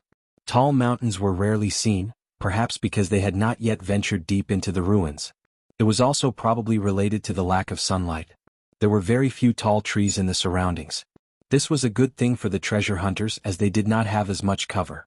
Along the way they occasionally saw traces of fighting. There were ferocious beasts that had been killed, as well as the corpses of those who had been killed in battle. The storage bags and storage bracelets on their bodies were nowhere to be seen. It was obvious that they had been taken by their opponents. After hundreds of thousands of people swept through the area, it was indeed very safe. Even the wild beasts were probably scared out of their wits, let alone the ferocious beasts. Although Yu Qianqiu and the others were the last to enter, they did not come out empty-handed. They found quite a number of immortal herbs along the way. Although they were not very valuable, they would pick them as long as they passed by. Because the reward given by the four-way sect was 1/10 of the estimated value of the items they found, every item they collected was equivalent to an additional reward. This made Yu Qianqiu admire Mu Tianjiao's methods. She made everyone feel like they were shareholders in his previous life, working hard with the mentality that the more they earned, the more they would get. However, Yu Qianqiu was not interested in this small amount of money. He couldn't even be bothered to look at the low-grade jade archives, with the highest value being 1 divine-grade spirit stone. In his hand were mid-grade and high-grade jade archives with the lowest value of 1 divine-grade spirit stone, with the highest value reaching hundreds of billions of divine-grade spirit stones. Currently, everyone was still in the outer region of the ruins of God. It would be very difficult for Huang Xiaolong to find mid-grade and high-grade immortal herbs. Everyone had more or less harvested their harvest, but he did not even touch a single stalk. Not to mention Mu Tianjiao, even everyone else was a little unhappy. Because once they went out, he, Yu Qianqiu, would have to take a share of everyone's hard-earned harvest. How could he just split the money and not do any work? Who knew that before everyone could complain, Yu Qianqiu would be the first to do so?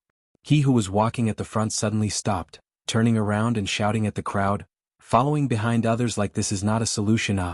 There really isn't anything valuable here. Even if there was, it would have been swept clean by the hundreds of thousands of people ahead of us.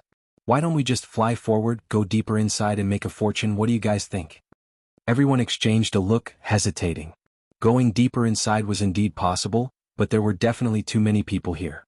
Even if they came across something good, they would have to fight to snatch it. The risk was too high. If they dragged on for another day or two, many people would die, and the danger would be greatly reduced. At that time, it wouldn't be too late to plot again. Mu Tianjiao pondered in silence. In truth, her thoughts were more or less the same as everyone else. She indeed wanted to drag on for another day or two. Seeing that no one spoke, Yu Qianqiu waved his arm, shouting, "What's there to be afraid of? The timid will starve to death, the bold will die from overeating. It's impossible to make a fortune without taking risks. Everyone be straightforward, are we going or not?" Someone couldn't stand it, mistaking him for someone slacking off and mocking. "Since you don't work and keep wandering around, why don't you go deeper and explore the situation first?" Mu Tianjiao still wanted to stop them, telling everyone not to cause trouble that was detrimental to unity. Unexpectedly, Yu Qianqiu slapped his thigh and laughed. Good idea, you guys take your time to search, I'll go scout out the situation first, then come back to look for you guys. It's settled then. With that said, he disappeared into the spirit fog with a whoosh. Mu Tianjiao wanted to stop him, but she didn't have time. The group of people were speechless, realizing that this guy was really bold, actually daring to go in alone. Yu Qianqiu flew inside quickly with a face full of excitement. He had long wanted to leave the group and act alone. Otherwise, if he encountered something good, it would be inconvenient to take it for himself, and if he was forced to kill his own people to snatch the treasure, how embarrassing would that be? Just as he was fantasizing that he had picked up a treasure worth hundreds of billions, suddenly, a sharp whistle cut through the air, and dozens of streams of light formed a matrix, sealing off his path forward and retreat, rapidly shooting towards him. If it was someone else who encountered this, they would probably be in danger because they had lost the space to teleport through and dodge. F***CK. You're courting death. Yu Qianqiu was instantly enraged. He hadn't found anyone to fight since he came in, but someone actually ambushed him. It was really intolerable. With a wave of his arms, he used the metal incantation, and in an instant, dozens of flying swords that attacked him exploded into silver powder with a hum. At the same time that he attacked, Yu Qianqiu quickly passed through the silver powder that filled the air and shot in the direction of the attack. Along the way, he was afraid that the person who ambushed him would escape, so he disappeared with a teleport, directly appearing in the forest below. The 30 people lying in ambush in the forest were prepared to secretly attack and steal the treasure. Before entering the Divine Ruin Realm, they had already secretly trained in a group attack in the sect for a long time. This was the first time that they had found someone alone, and the first time they attacked as a group. Who knew that after the flying swords were released, they would suddenly lose contact with everyone. The 30 people were looking at each other in dismay when they suddenly realized that there was one more person among them, and they were immediately shocked. Before they could react, the other party had already shaken his arms and shouted angrily, "Star-absorbing great technique." Everyone only saw a burst of white smoke in front of them, and they instantly lost consciousness. F***CK. I am number one in the world below the immortal realm. How dare you sneak attack me, you must be tired of living. Yu Qianqiu cursed and crushed a skeleton, taking the storage bags from the waists of the 30 skeletons into his hands. Carrying a large pile of storage bags, his mood immediately became better. He leaned against a tree and happily checked the storage bags one by one, but the more he looked, the darker his face became. He didn't find anything valuable. After confiscating all the storage bags, he rushed out of the forest with a whoosh. He didn't know which sect the 30 skeletons on the ground belonged to, but they were all destroyed in the blink of an eye. He didn't know how the elders of the sect who were waiting outside the divine ruins would react when they found out, and he didn't know how the sect who had secretly trained them in a joint attack would react when they found out.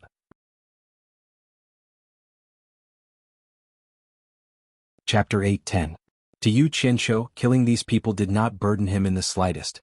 Entering this place to fight and kill was a matter of life and death. Success or failure was up to the heavens. Moreover, these people were the ones who made the first move. He had not flown far from the place where he had killed people when he faintly heard the sounds of an intense battle. It sounded like a group of people were fighting. Yu Qianqiu immediately slowed down and arrived outside a valley. He quietly floated close to the ground and hid behind a large boulder. He peeked his head out to take a look. By the time he saw what was happening, the intense battle was almost over. He saw with his own eyes one of the people being dismembered by a group of swords. There were other corpses scattered all over the valley. Another surrounded gray-robed man suddenly summoned something from his storage bangle. He grabbed it in his hand and shouted angrily, "Stop, or I'll destroy it." The dozen or so blue-robed men surrounding him immediately hesitated. Their flying swords hovered in the air, glaring at the gray-robed man. However, none of them dared to make another move. After exchanging glances, one of them stepped forward and said with a cold smile, "Hand it over and I promise to let you live." "Do you think I'll believe your bullshit?" the gray-robed man said with a face full of grief and indignation. The leader of the blue-robed men scoffed, "What do you want then? If you destroy the thing you'll still die. Hand it over and I promise to let you go." The gray-robed man shook his head in grief and indignation. He knew full well what would happen to him if he handed over the thing.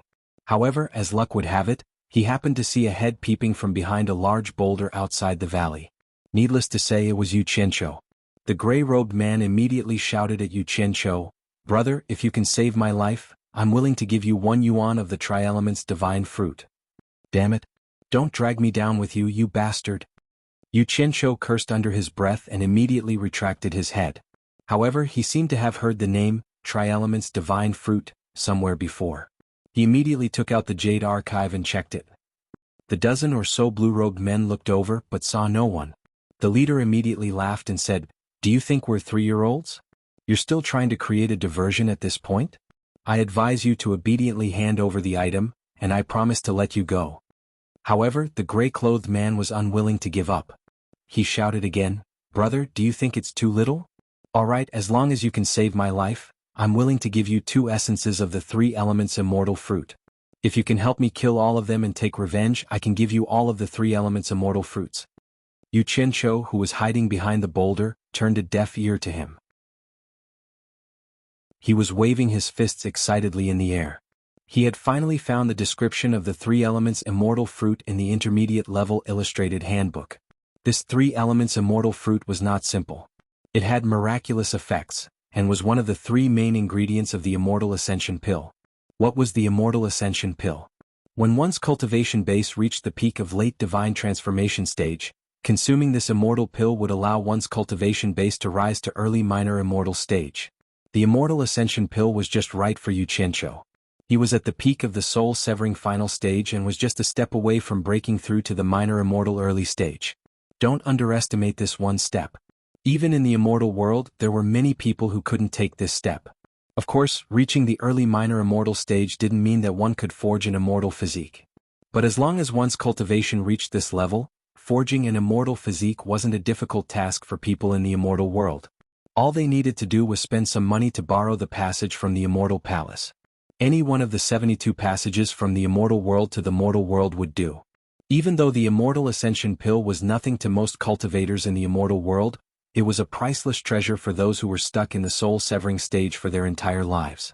Especially those rich and powerful families in the immortal world, they would spend large sums of money to purchase it. One had to know that although the lifespan of a soul-severing cultivator was long, it wasn't immortality. Once one stepped into the immortal realm and forged an immortal physique, one would be able to live forever. Just imagine how tempting this was. Hence, the price of the Immortal Ascension Pill had always been high in the immortal world. One Immortal Ascension Pill could be sold for 1 billion divine-grade spirit stones, and it could be even higher. As for the main ingredient, the 3 elements immortal fruit, even if it wasn't refined into an immortal pill, it could still be sold for 300 million divine-grade spirit stones. How could Yu Qianqiu not be excited? The gray-robed man raising the price once again immediately attracted the attention of the group of blue-robed men. The leader of the group raised his chin at his fellow disciple, then turned to look at him in disappointment. The latter immediately dashed over. Hiding behind a boulder, Yu Qianqiu had just put away the Jade Archive and made up his mind to snatch the treasure when he raised his head and saw a blue-robed man appear in front of him. Before he could react, the flying sword in the blue-robed man's hand was already flying towards him. With a wave of his left hand, Yu Qianqiu smashed the flying sword into dust. His right hand formed a claw as he used the Absorbing Star's great art. The instant white smoke rose from the blue-robed man's body, Huang Xiaolong had already rushed over and smashed the blue-robed man into pieces. As the white smoke dissipated, Yu Qianqiu appeared. Standing at the valley's exit, he slowly turned around to face the group of blue-robed men. Such a shocking entrance method immediately shocked the group of blue-clothed people. They didn't see the scene of Yu Qianqiu smashing the flying sword behind the rock, but they saw the scene of their fellow disciple being smashed into pieces by the opponent's palm. His fellow disciple didn't even have the time to scream before he died. The group of blue-robed men looked at Yu Qianqiu's cultivation, but none of them could see through it. They exchanged looks and saw the fear in each other's eyes.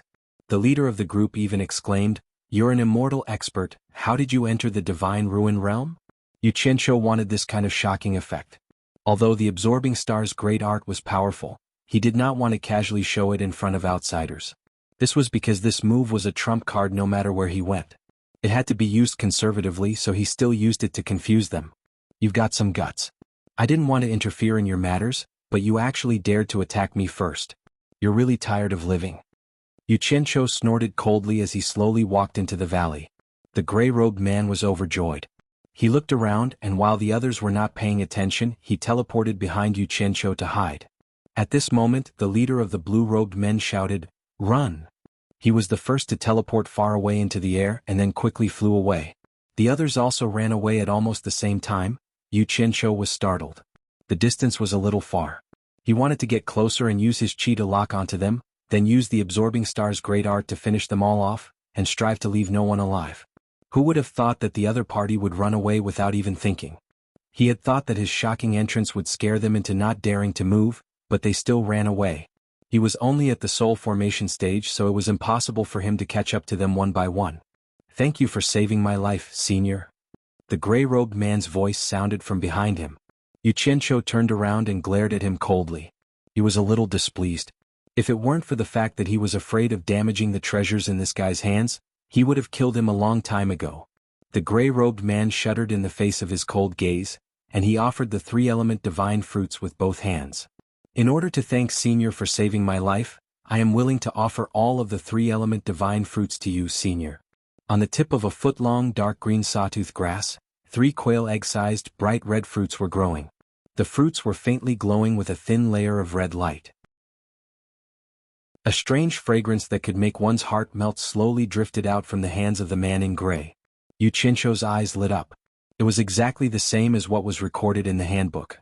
He reached out to grab it, took a look and sniffed it before stuffing it into his storage pouch. He then looked at the gray-robed man who didn't dare to stand up straight and asked, "You wouldn't give it to them even if you died, so why are you giving it to me?" The gray-robed man said respectfully, "They killed my fellow sect brothers, so I naturally can't give it to them. Besides, even if I give it to them, they won't let me go. Senior saved my life, so I am willing to give the treasures to Senior." He only said this to save his life. Otherwise, who would be willing to give up their treasures? Yu Qianzhou was naturally aware of this. He nodded and asked, "Which sect are you from?" The gray-robed man replied honestly, "Junior is Shui Mingqing, a disciple of the Skyward Palace." The Skyward Palace? Yu Qianzhou was stunned. The Skyward Palace, the #1 alchemy sect in the celestial realm? That's right. Shui Mingqing raised his head and said, "Could it be that Senior knows the elders of my sect?"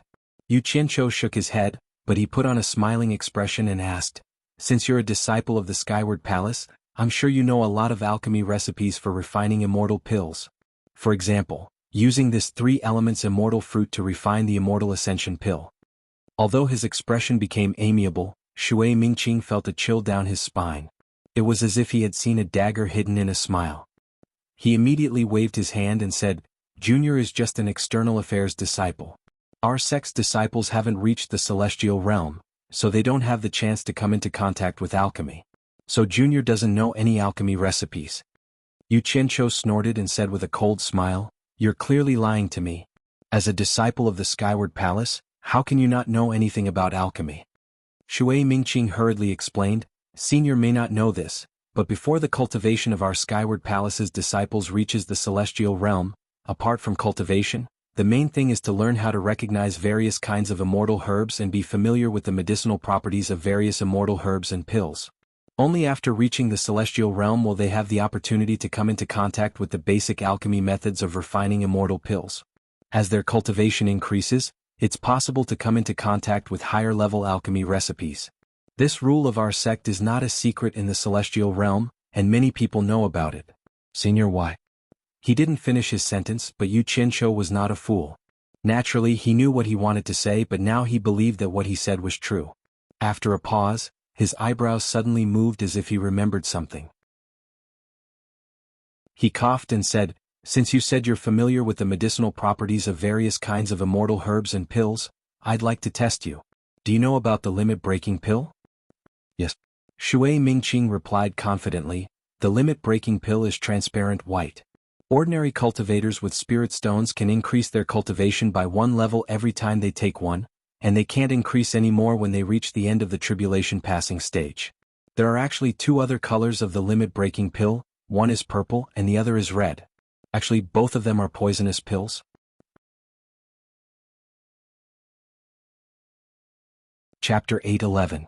Shui Mingqing spoke tirelessly, clearly explaining the pros and cons of the limit-breaking pill. His explanation was even clearer than Yu Qianzhou's understanding from the pill formula Jade Archive.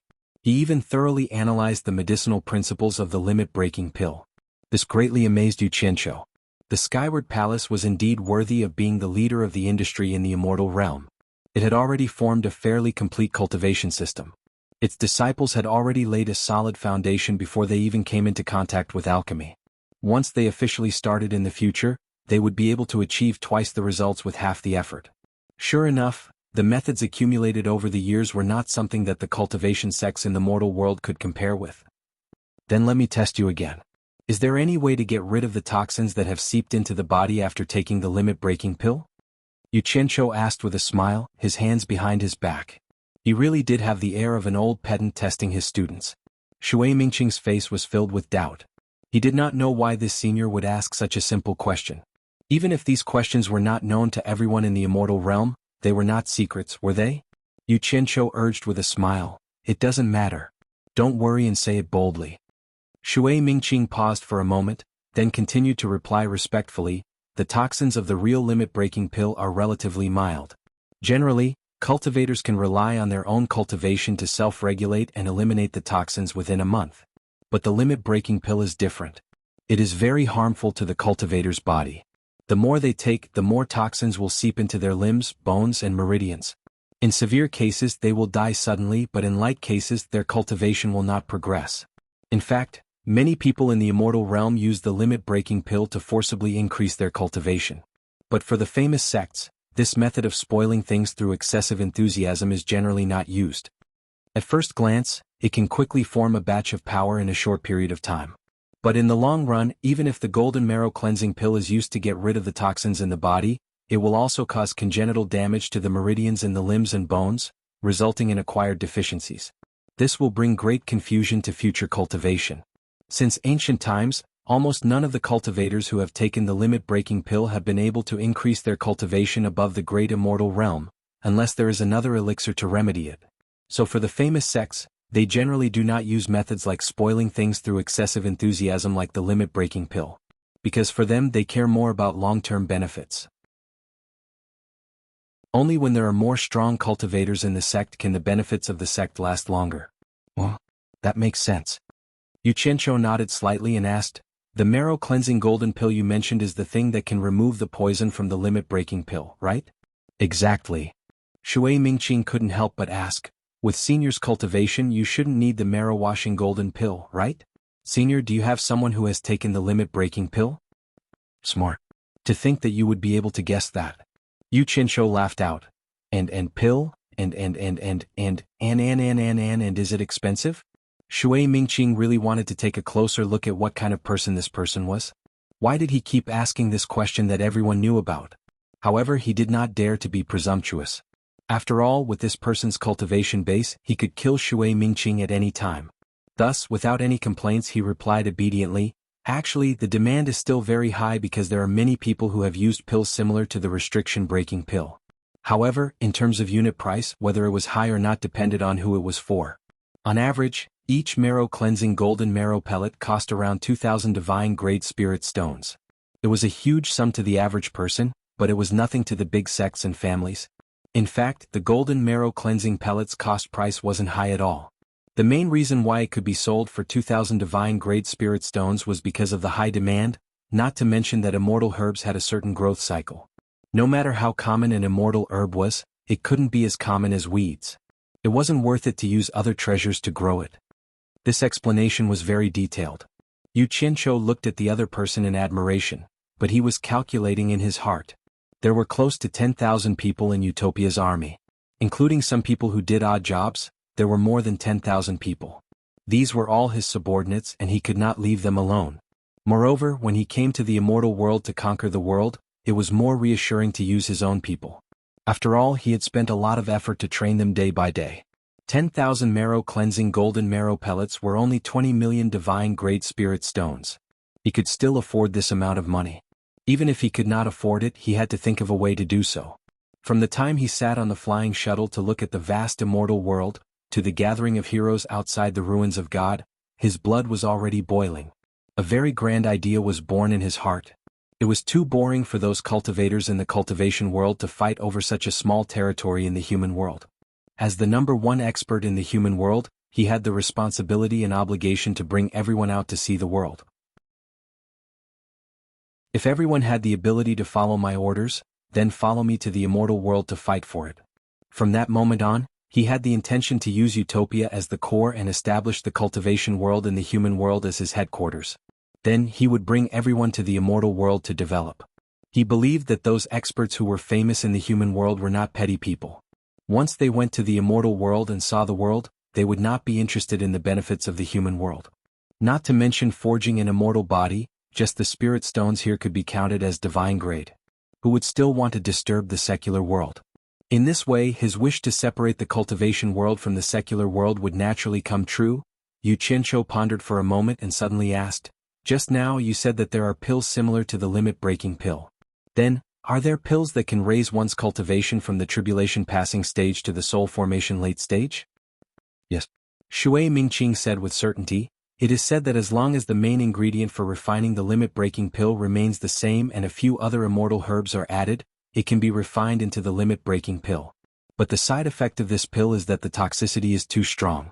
Once you break through to the soul formation late stage and don't take the marrow-cleansing golden pill in time, you will immediately die. Even so, you must break through to the small immortal stage within 3 months and forge an immortal body. Otherwise, your body will gradually weaken and you will quickly age and die within 3 months. The toxicity is so strong? Yu Qianqiu was shocked and asked, "Are you sure you didn't make a mistake?" Shui Mingqing raised his head and looked at him seriously and said, "Senior, you can ask others. There should be many people in the immortal world who know about this. But generally no one will take the limit-breaking pill. It should be known that it is impossible to break through from the soul formation late stage to the small immortal stage within 3 months. Only those who have the immortal ascension pill would dare to do so. But one immortal ascension pill is worth 1 billion divine-grade spirit stones. It is not a small amount for ordinary sections. Using this method to raise one's cultivation level is simply using a huge amount of spirit stones. Not many people can afford it. Plus, using the limit-breaking pill to raise one's cultivation level has a huge impact on the future, so very few people use it." Yu Qianqiu couldn't help but suck in a breath of cold air.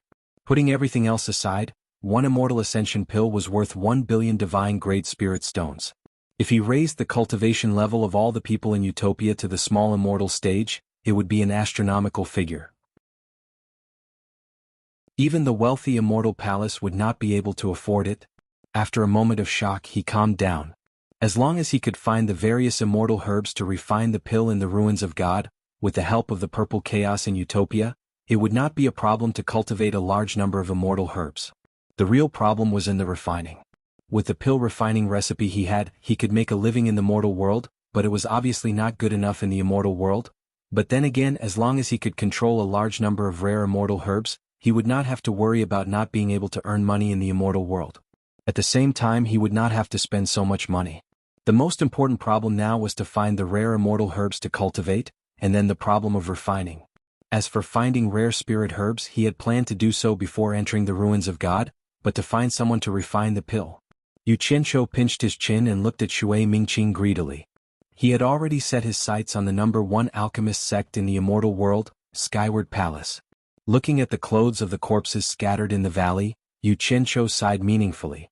It seems that among the 30 people from Skyward Palace who came in, you are the only one who is lucky enough to be alive. What are your plans for the future? Shui Mingqing's face darkened when he heard this. He slowly shook his head and said, "If I can find a valuable treasure and return, it will be a great contribution. If I go back empty-handed, I'm afraid my cultivation will come to an end." Yu Qianqiu suddenly chuckled and said, "Even if you have a valuable treasure in your hands, do you think you can leave the ruins of God by yourself? I'm afraid there are already people lying in ambush at the exit of the ruins of God, waiting for a lone person like you to walk right into the trap." Shui Mingqing was immediately stunned on the spot. After a moment of absent-mindedness, he suddenly raised his head and bowed. "Senior's cultivation is profound. Please show me a way out." He was not stupid. After he reacted, he immediately guessed that Yu Qianqiu must have a purpose for saying this. Otherwise, with the other party's cultivation, there was no need for him to pay attention to him. Talking to smart people is really enjoyable. You understand with just a hint. Yu Qianqiu scanned the entire valley and said slowly, "I won't hide it from you. After we go out, I will have to deal with your sect. When the time comes, you can introduce me to them. Secondly, you will follow me for this month. When we go out together a month later, I will give you a rare treasure that you can take out so that you can explain to your sect. Of course, during this month, you will also have to display your specialty and help me lead the team to find all kinds of rare immortal herbs. What do you think?" Shui Mingqing was overjoyed. With the other party's ability, it should not be a problem to protect him. Moreover, there was no need for the other party to lie to him. He was such a burden in this dangerous area. He immediately bowed and said, "Junior will follow Senior's arrangements." As he said this, he looked around and was stunned. "Senior wants me to lead the team? May I know where Senior's men are?" Chapter 8:12. Yu Qianqiu laughed and walked over to pat him on the shoulder. He seemed to have found the feeling when Immortal Crocodile patted him. Then he said, "Don't worry, it won't be long before a large number of experts will come to command you.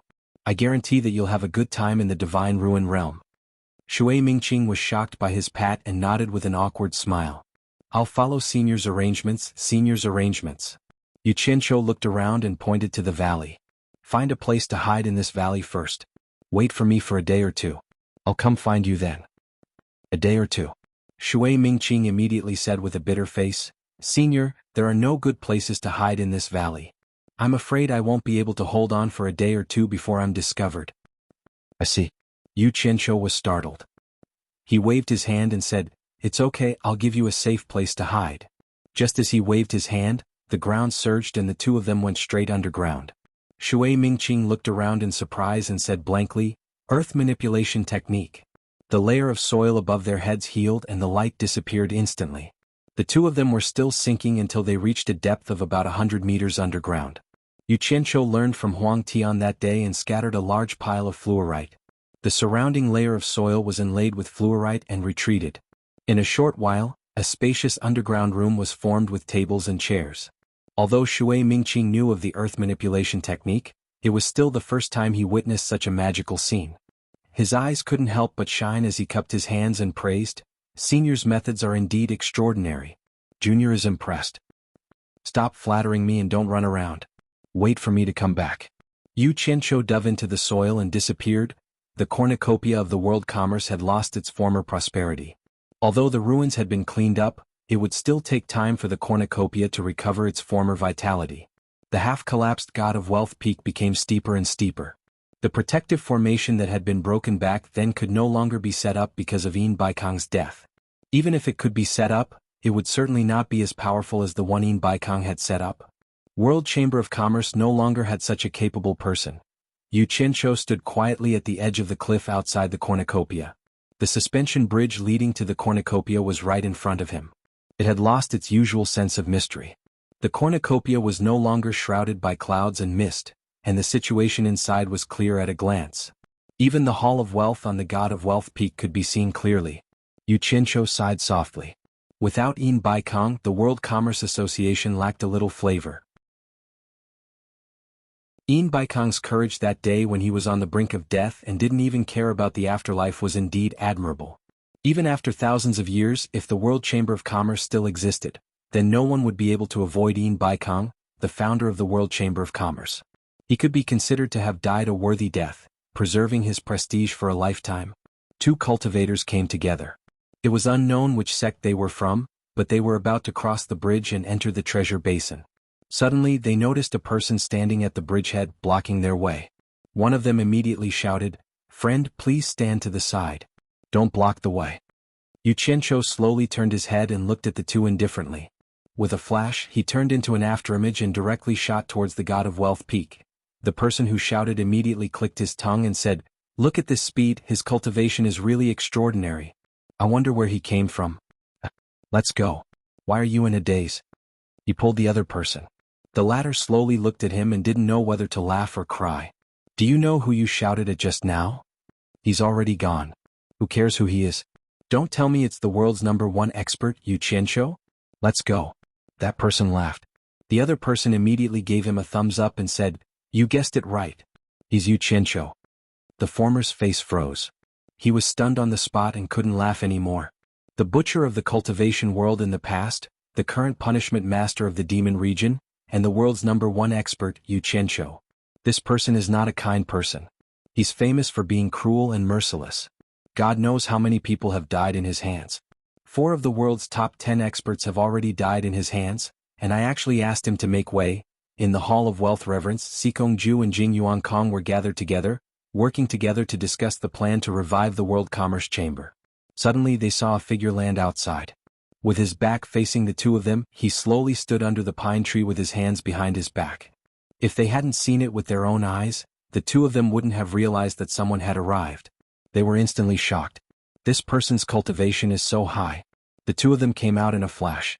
Sikong Ju stared at the person's back and said in a deep voice, "May I know which expert has graced my cornucopia with his presence? Back then your master often stood here to watch the clouds gather and disperse and the world change. Back then I didn't understand what was so interesting about it, but now I understand. This kind of behavior will slowly cultivate one's character and make one's heart as broad as the heavens and earth. That's why your master self-destructed. If it was fatty pay, even if there was the slightest hope, he would still compromise and live on. This is the difference between people. Some people's arrogance is not on the surface but in their bones. Your master is this kind of person, which is why he can prop up such a huge world commerce chamber. This is courage, something you 2 brothers should learn from." Yu Qianqiu slowly turned around and looked at the 2 of them with a smile. "Yu Qianqiu." The 2 of them cried out in unison. Then, as if remembering something, the 2 of them looked at each other and immediately cupped their hands. "Greetings, torture envoy." Yu Qianqiu waved his hand, indicating that there was no need to be so polite. He asked with a smile, "How is it? Is the World Commerce Chamber all right? No one has any designs on the World Commerce Chamber, right?" Sikong Ju immediately took a step forward and answered, "Senior Bai has spoken and the torture envoy has shaken the world, so no one dares to have any designs on the World Commerce Chamber." These words had already expressed their attitude, set their position, and made it clear that the World Commerce Chamber was a part of the demon domain. Although they said this, their hearts were pounding. They didn't know why Yu Qianqiu would suddenly come to God of Wealth Peak. Was he really going to reach out to the World Commerce Chamber? Don't be so courteous. I'm here to ask for your help. Yu Qianqiu said bluntly, "The World Commerce Chamber's contact network is spread across all the countries. I want you to help me spread a message. Tell all the soul formation experts in the world that the great formation sealing the Holy East lands has been broken, and the trapped experts from the immortal and netherworld have already returned. Within 2 days I want all the soul formation experts in the world to gather in the Holy East lands. At that time I have an important announcement. Those who can't get there within 2 days will bear the consequences." Holy East lands? Sikong Ju and Jing Yuan Kong were stunned by this news. As Nongju knew that this matter was of great importance, she didn't let Nanming Patriarch divulge the news, so everyone didn't know about this news in a short period of time.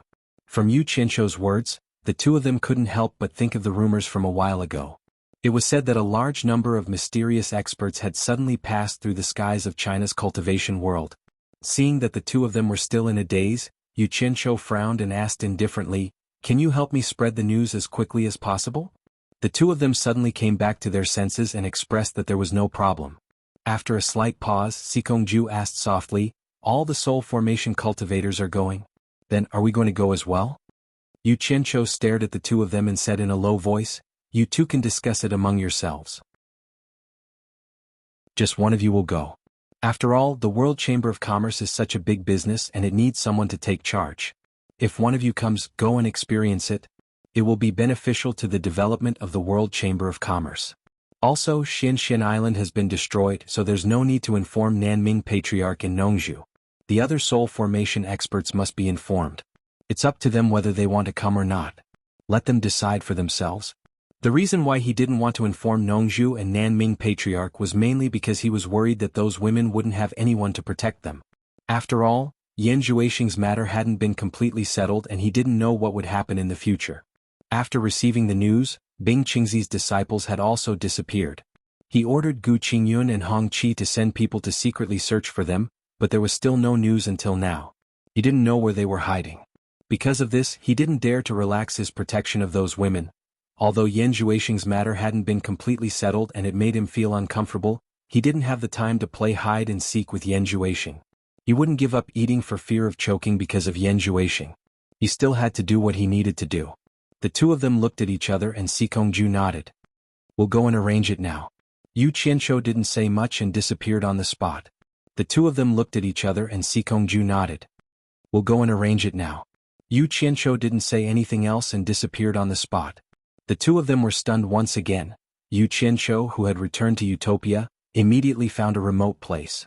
He cast the earth mantra and sank several hundred meters underground. Another pile of fluorite was scattered out, and the surrounding soil, which was embedded with fluorite, retreated. In the blink of an eye, a grand underground palace was formed.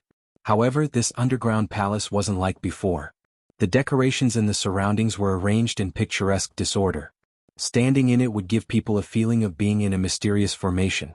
After spending half a day and putting in a lot of effort to carve the underground palace to make it more mysterious, he nodded in satisfaction and silently memorized the layout before disappearing on the spot. When he appeared again, he appeared in the underground palace where he had met the underworld saintess. He released his divine sense and scanned the surroundings. After confirming that there was no one around, he waved his hand and pointed at the ground. The dark stone floor melted, and the soil underground also melted. He slowly walked down and a slanted underground tunnel formed. When he was nearly 100 meters down, he scattered another pile of fluorite and executed the earth art. Soon, a magnificent underground palace that was exactly the same as the one under Utopia was formed. Looking around the underground palace, a smile appeared on his lips. The reason why he put in so much effort was because he couldn't always fool others like how he had fooled a mortal crocodile. That method could fool one or two people, but it would be unbearable to fool a large group of people. Now that he had created two identical places, he wouldn't have to be afraid even if he was in Utopia.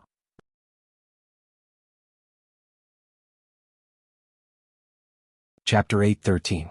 In the sky above the vast East Sea, more than 300 soul formation experts gathered in a group and quickly flew toward the East Holy Land. The lineup was huge and spectacular, rarely seen in the cultivation world. They were led by Nongzhu, Wenlanfeng, Li Duxing, and Hu Changshou, the three experts at the last stage of transforming spirit realm. They were also the only few experts at the last stage of transforming spirit realm in the cultivation world except for Yu Qianzhou. Most of the other soul formation experts had died in the hands of the previous torturers of the demon ghost region. The hundreds of people behind them were mostly lords in the middle stage of the soul formation realm. There were also some in the early stage like Sikongju. Lu Yanqing was also in this group. There was no other way, she was also a soul formation expert. Who would dare to disobey the order of the demon ghost region's torturer? The death of Pei Fong and the others was a warning. At this time, Lu Yanqing was no longer wearing the gauze hat she wore when she went out. Her short hair was wrapped in a piece of gauze, and her expression was neither happy nor sad. The appearance of her stunning appearance should have attracted everyone's attention, but everyone's expressions were grave. No one could be satisfied with her at this time. Looking down at the surging waves of the ocean below, everyone's emotions were fluctuating like the ocean. Right now, the opening of the East Holy Land wasn't the thing they were most concerned about. What they were most worried about was something else: the appointment at the East Sea again. The soul formation experts' hearts trembled at the thought of this word. The previous torturer of the demon ghost region, by Changchun, had invited everyone to the East Sea to show off his power. He had ruthlessly slaughtered several people and intimidated the entire cultivation world. Now, the new torturer of the demon ghost region had come to the East Sea again. Oh my god. What did Yu Qianzhou want to do? Did he want to ruthlessly show off his power like his master? Was the death of Pei Fong, Ouyangda, Qi Jiujuan, and Bing Qingzi not enough? When the group received the order from the World Chamber of Commerce, they were all dumbfounded. They hurriedly used the communication array to contact each other, only to find that everyone had received a terrible invitation. Actually, no one wanted to go, but no one dared to say no. Yu Qianzhou's vicious and merciless methods were well known. In the end, a group of people came up with a good idea. All of them gathered in the purple bamboo forest in the South Sea and begged Nongzhu to speak for them at the critical moment, because Nongzhu had a good relationship with the two torture envoys of the demon ghost region. Nongzhu and ancestor Nanming didn't know that Yu Qianzhou had summoned all the deification realm experts in the world to gather in the East Holy Land. Seeing this group of people coming together, Nongzhu almost jumped in fright, thinking that this group of people wanted to join hands to deal with her. When he figured out what was going on, he also thought that Yu Qianzhou was trying to copy old Bai Liwei. Even the place he picked was so similar. Since Yu Qianzhou wanted to make a move, it wasn't appropriate for him to interfere. He didn't want to come. However, he could not resist everyone's pleading. Moreover, seeing that when Lan Feng, Lu Yanqing and the others had also received an invitation, he could no longer ignore it. So he left ancestor Nan Ming to look after the house and rushed over with a group of people. Above the undulating blue sea, the group of people all stopped at the place where there was supposed to be called Xian Xian Island. They looked around but there was no trace of Xian Xian Island. Looking ahead again, the East Holy Land, which had been covered by the white fog for many years, finally unveiled its mysterious veil. Everyone looked ahead in a daze. No matter whether they believed it or not, that mysterious land was in front of them. Nongzhu looked back at the crowd and said with a wry smile, "Since everyone is here, let's go and have a look together." Then she took the lead and flew over, followed by a group of people. As soon as they arrived in the sky above the East Holy Land, they couldn't help looking around, but they didn't find how dangerous this legendary place was. It seemed to be no different from the land on the other side of the sea. They looked around but didn't find Yu Qianqiu's figure there. Li Duxing's eyes flashed, and his only arm pointed to a towering steel not far away. It stood in front of them like a tower and was very conspicuous. Nongzhu led a group of people to fly over again. There was a big arrow on the steel and there were words beside it. "Go straight in the direction of the arrow. I'll wait for you in front. Come as soon as possible and destroy the steel after you've seen it. Yu Qianqiu." The group of people looked at each other and then at each other. They didn't know what Yu Qianqiu was doing. It didn't look like he was going to use them to show his power. The arrowhead pointed to the east. Nongzhu struck out a fierce gang wind with one palm. With a loud bang, the earth steel disintegrated instantly. Then she waved her hand and said, "Let's go. Let's go and see what that guy is doing." The group of people quickly flew toward the east. The mountains and rivers below passed quickly under their eyes, and they were amazed by the occasional glimpse of the indigenous tribes. On the way, they occasionally saw cities and secular people bustling on the streets of the cities. They couldn't believe that this was the legendary dangerous Holy Land of East. They flew for a whole day but still didn't see Yu Qianqiu's figure. They all suspected that they had bumped into Yu Qianqiu. But they had been flying east according to the direction of Yu Qianqiu's arrow. They didn't change their direction. Just as everyone was flying above a vast primeval forest, in the midst of a mountain range, a shout suddenly came from below, "Stop flying here, it's right here." Hearing that, they stopped and looked down. They vaguely saw Yu Qianqiu waving to them on the top of a towering hill. He shouted, come down, don't dawdle. Come down, it's here. Let's go." Nongzhu seemed to have become the leader. With a shout, she led everyone to fly down together. When everyone floated in front of Yu Qianqiu couldn't help but be stunned when he saw Nongzhu. He said, "I didn't ask you to come, why are you here?" Nongzhu said unhappily, "You made such a big commotion, I had to come even if I didn't want to." As he said that, he turned to look at the people behind him. Many people turned their heads guiltily. They were the people who urged him to come. When Lan Feng subconsciously turned to look at Lu Yanqing and found that she was biting her lips and staring at Yu Qianqiu first counted everyone. Seeing that except for Nan Ming ancestor and Jing Yuan Kong, everyone who should be here was here, he immediately waved his hand and said, "All right. Everyone follow me." He flew towards a gloomy valley in the middle of the towering mountains. Nongzhu followed behind and shouted, "What on earth do you want to do by bringing us here?" When everyone landed in the gloomy call, they immediately found that there was a mountain gate on the side of the concave mountain wall. It was a dark mountain gate that led to an underground cave residence. They really couldn't see it from the top, so they had to stand in front of it. The stone-carved mountain gate was grand, simple and elegant. There were strange patterns carved on it, and it was obvious that it was a very old thing. The underground cave residence behind the mountain gate was dark, and a gust of cold air was coming out from inside. Nongzhu looked at Yu Qianqiu, who was walking toward the mountain gate, and asked suspiciously, "What did you bring us here for? What is this place?" Standing on the steps of the mountain gate, Yu Qianqiu turned to look at everyone and explained with a smile, "This is a good place. Back then, there were immortals from the immortal world who were trapped in the East Holy Land. They ruled this continent and built an immortal city on the ground, but it was empty now. The other group of people who were trapped were the meditation cultivators from the underworld. They dug out an underground world under this mountain, and this is the entrance to the underground world. When the East Holy Land was broken, all the immortals and meditation cultivators went home, leaving behind this empty underworld." Everyone was shocked. Although Yu Qianqiu said that the people from the underworld had all left, they still couldn't help but feel a chill on their backs. They all looked at the entrance behind Yu Qianqiu in horror. The corner of Nongju's mouth twitched. You called us here just to let us see this? What? You don't like it? Yu Qianqiu stood in the middle of the mountain gate and sneered, Don't be fooled by the creepy atmosphere in here. Let me tell you, there is an amazing treasure hidden in here. Once you see it, I'm afraid I won't be able to chase you away.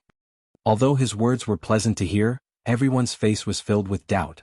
If there was really such a good treasure, why did you call us here? Nongju frowned and said in a low voice, Yu Qianqiu, don't make fun of us. It's such a secret place, hidden in such a vast mountain range. How did you find this place? Damn it. Why did you come here and pretend to be a good person? You made it inconvenient for me to use violence. Yu Qianqiu rolled his eyes and said, Did you forget that after the East Holy Land formation was broken, my master went back to Shantian Island? Nongju was stunned. Did Old Bai tell you the location before he went to the underworld? Everyone was shocked again. Bai Changchun actually came out of the East Holy Land and went to the underworld? Nonsense. If my master didn't tell me, how could I find this place? Yu Qianqiu suddenly chuckled and said, I won't hide it from you all. I found a shocking secret here. There's a teleportation formation here that leads to an abandoned immortal grass garden from the immortal world. I have already gone there once through the teleportation array, but it is too big and the immortal herbs are scattered in the mountains. I don't have enough manpower to search for them by myself.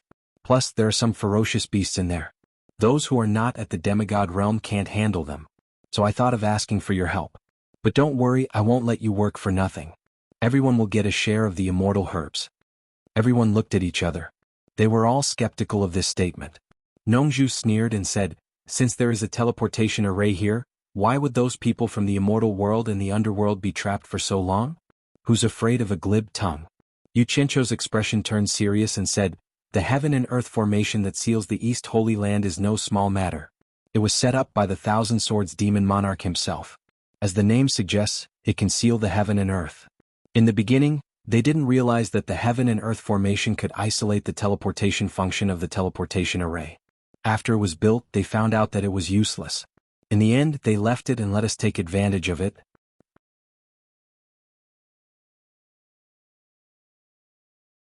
Chapter 8:14.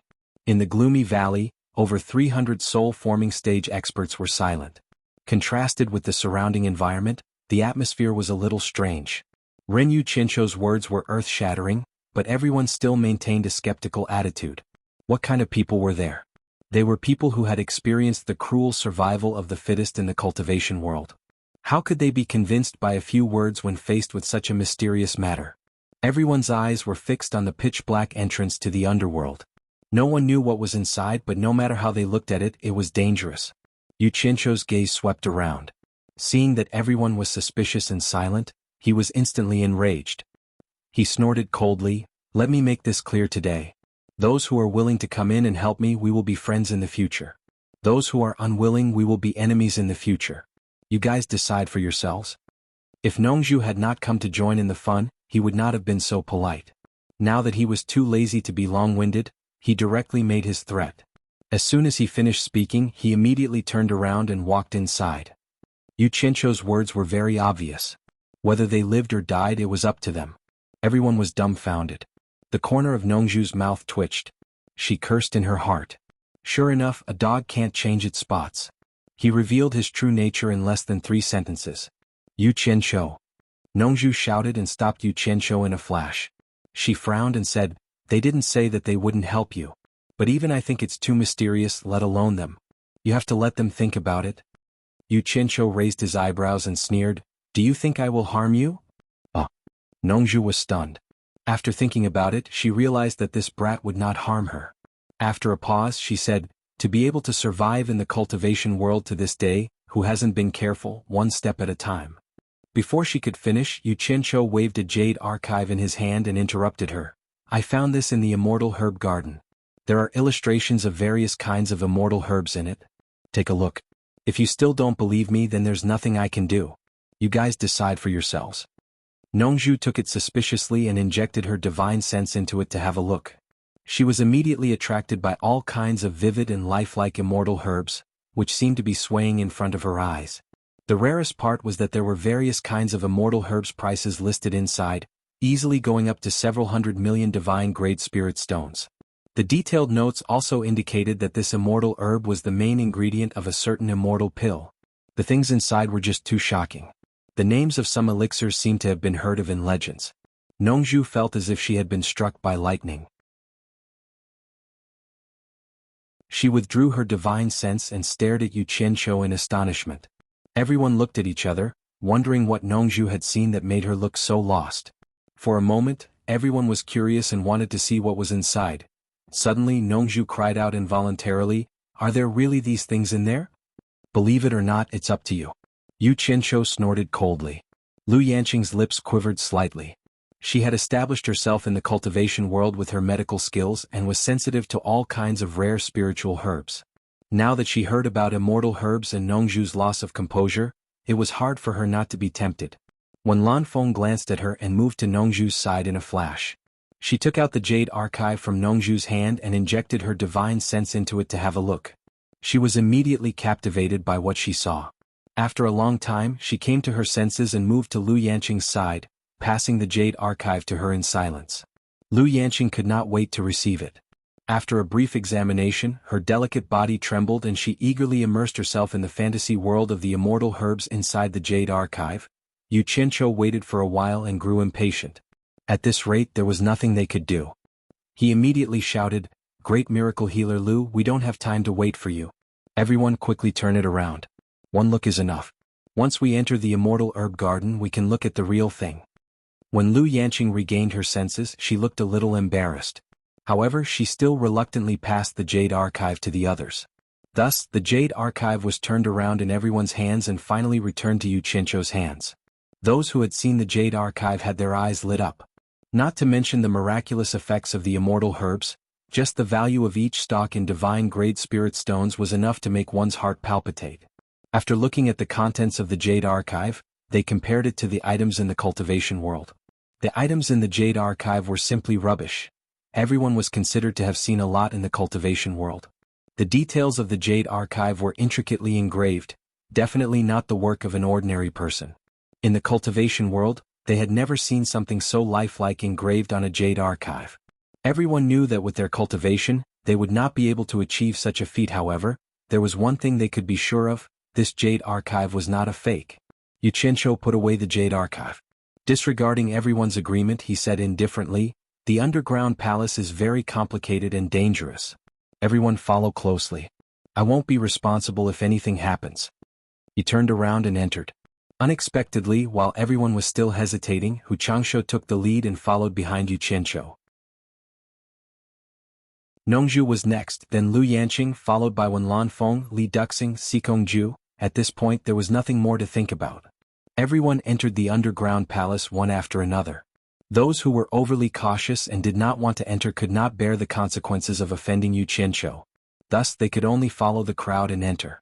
In the blink of an eye, the secluded valley outside became empty. The world inside the underworld was indeed vast. The passages were as dense as a woven web. If one was not careful, it was possible to take a wrong turn.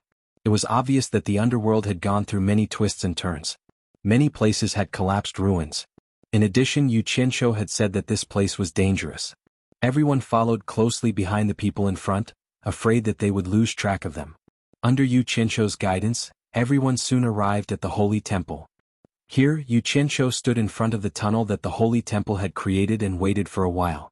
When everyone had arrived, he secretly counted the number of people. When he found that everyone was present, he immediately waved his hand and pointed to the surrounding walls. He smiled and said, "Since everyone has come here, we can't let you come empty-handed. It's good to broaden your horizons. Everyone can take a look at the carvings on the surrounding walls. Can anyone guess who these carvings are?" Hearing this, everyone looked around curiously. From the carvings on the walls, they could tell that they were from a very long time ago. On the left and right sides, there were carvings of 6 generals in battle armor. All of them looked mighty and extraordinary. Everyone couldn't help but look at the high platform in the middle where the 12 generals were staring. The carving there was of a scholar with only his back visible. It looked like he was splashing ink by the side of a table. Hu Changshu, who was standing next to Yu Qianqiu, stared at the carvings with suspicion. He muttered, "Could it be that the one in the middle is the legendary emperor of the underworld?" Clap clap. Yu Qianqiu suddenly clapped his hands. The crisp sound echoed in the holy temple.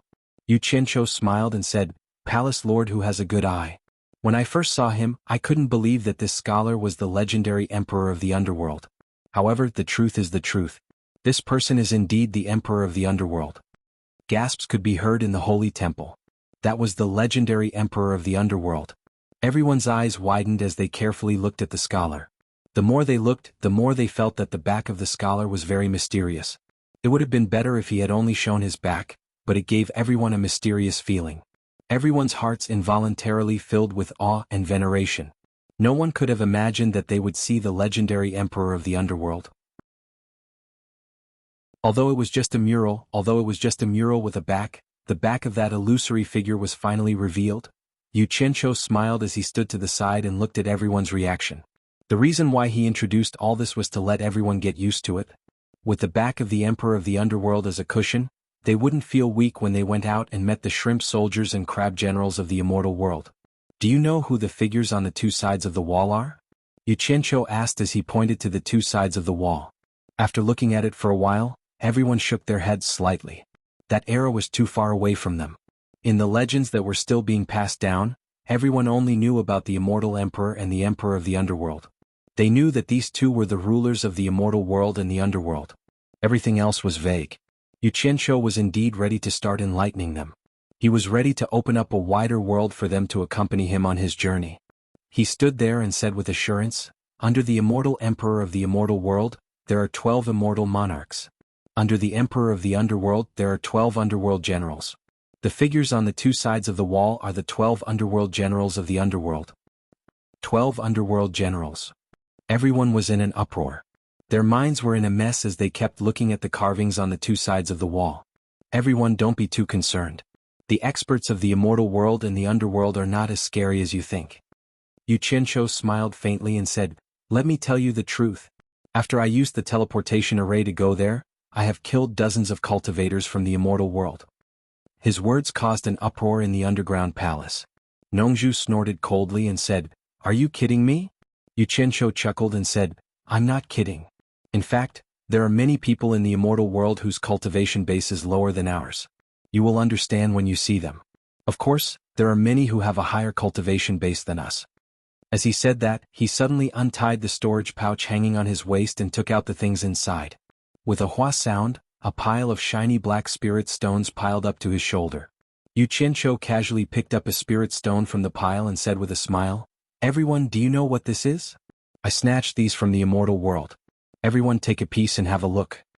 Everyone stared at the pile of spirit stones with their mouths agape. They could vaguely guess what it was, but none of them dared to confirm it. Standing to the side, Hu Changshu reached out to grab a piece and held it in his palm. He immediately exclaimed, "Divine grade spirit stones, they are really divine grade spirit stones." His exclamation was shocking. Adding on to the fact that Yu Qianqiu had asked everyone to take a piece to have a look, everyone immediately reached out and grabbed a piece from the air.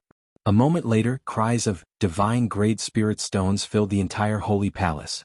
Everyone stared at the pile of divine grade spirit stones in disbelief. If a divine grade spirit stone was equivalent to 100 million high grade spirit stones, then wouldn't the total value of the divine grade spirit stones here be more than 1 trillion high grade spirit stones? In an instant, everyone's eyes were burning with passion.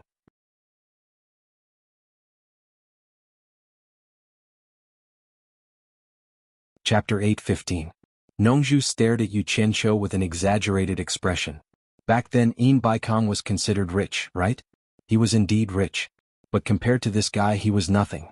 This guy was too rich, with a net worth of trillions of upper-grade spirit stones. Yu Qianqiu smiled at everyone's fanatical expressions. This was the effect he wanted. He wanted to stimulate everyone's enthusiasm. Suddenly he heard a clattering sound. He turned his head and looked. In the blink of an eye, Nongzhu had already stuffed a few handfuls of spirit stones into his storage bag. F***ck. Yu Qianqiu let out a strange cry, and quickly snatched the large pile of spirit stones on the ground and put them into his storage bag. Nongzhu held a handful of spirit stones in each hand and laughed wildly.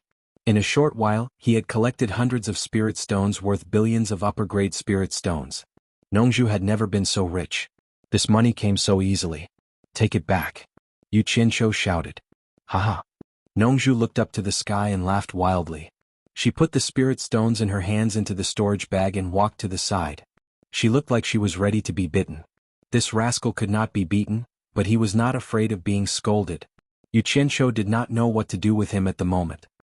He could only comfort himself by saying that it was the accommodation fee for Furong and the others in the purple bamboo forest.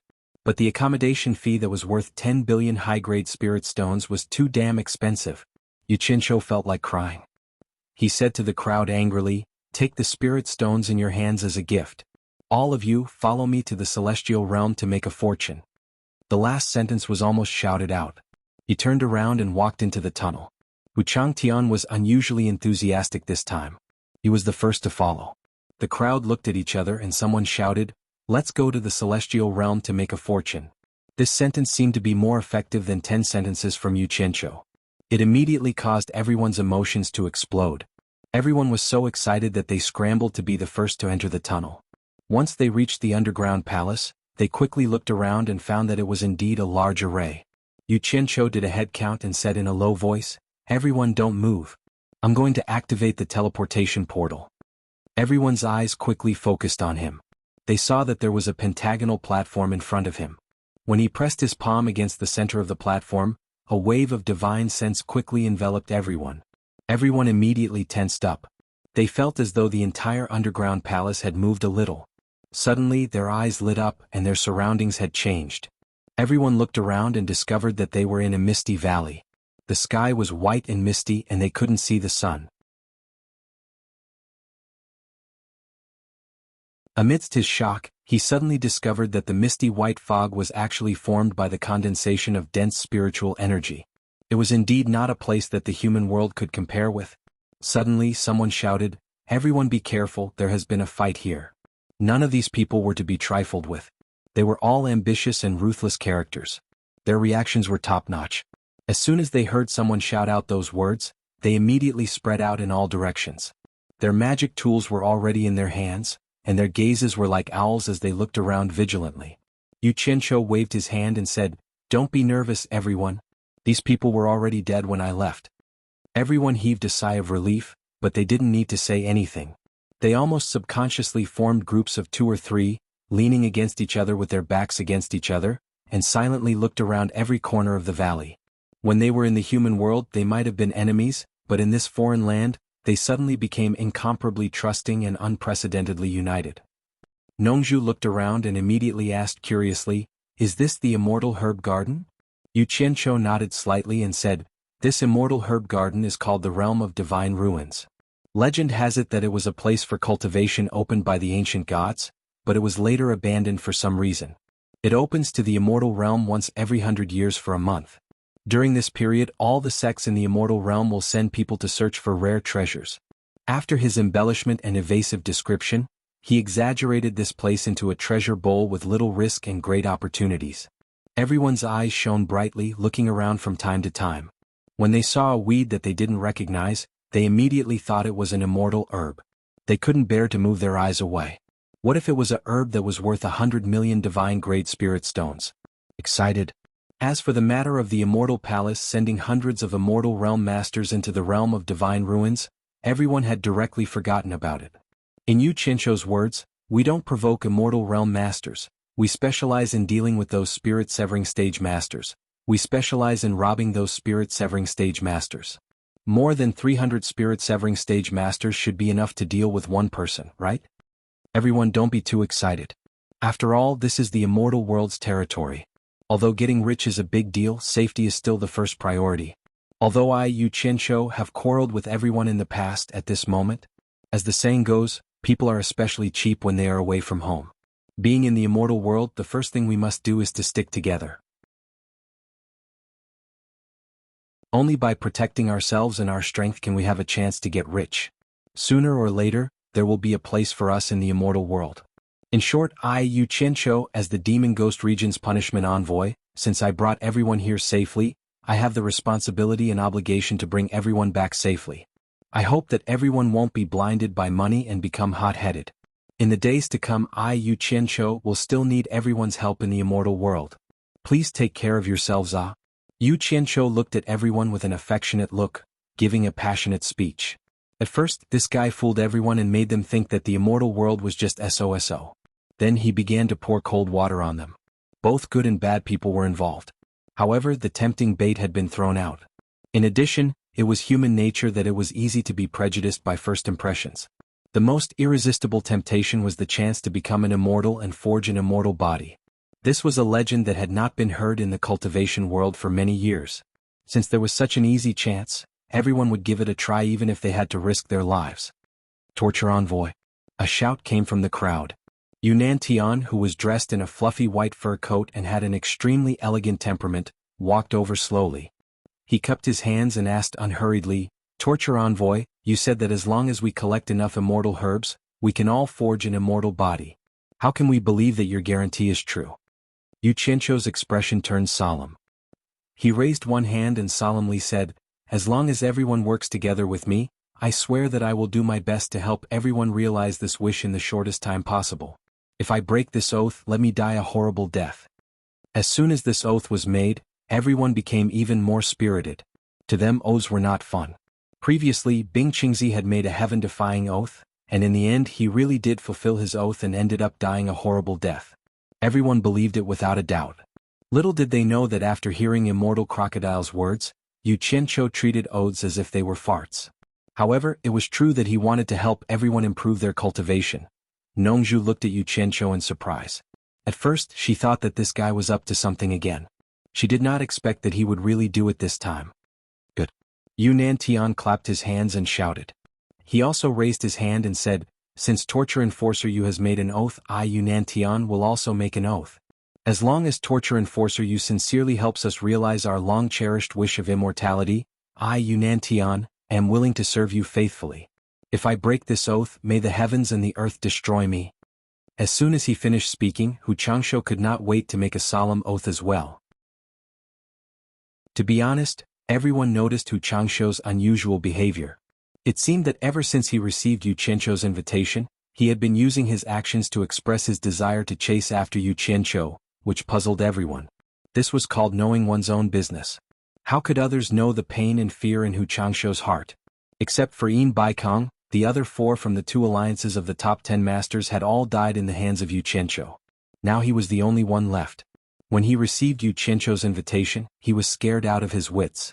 No matter how he looked at it, he felt that if Yu Qianqiu wanted to establish his might, the first person Yu Qianqiu would deal with would surely be him.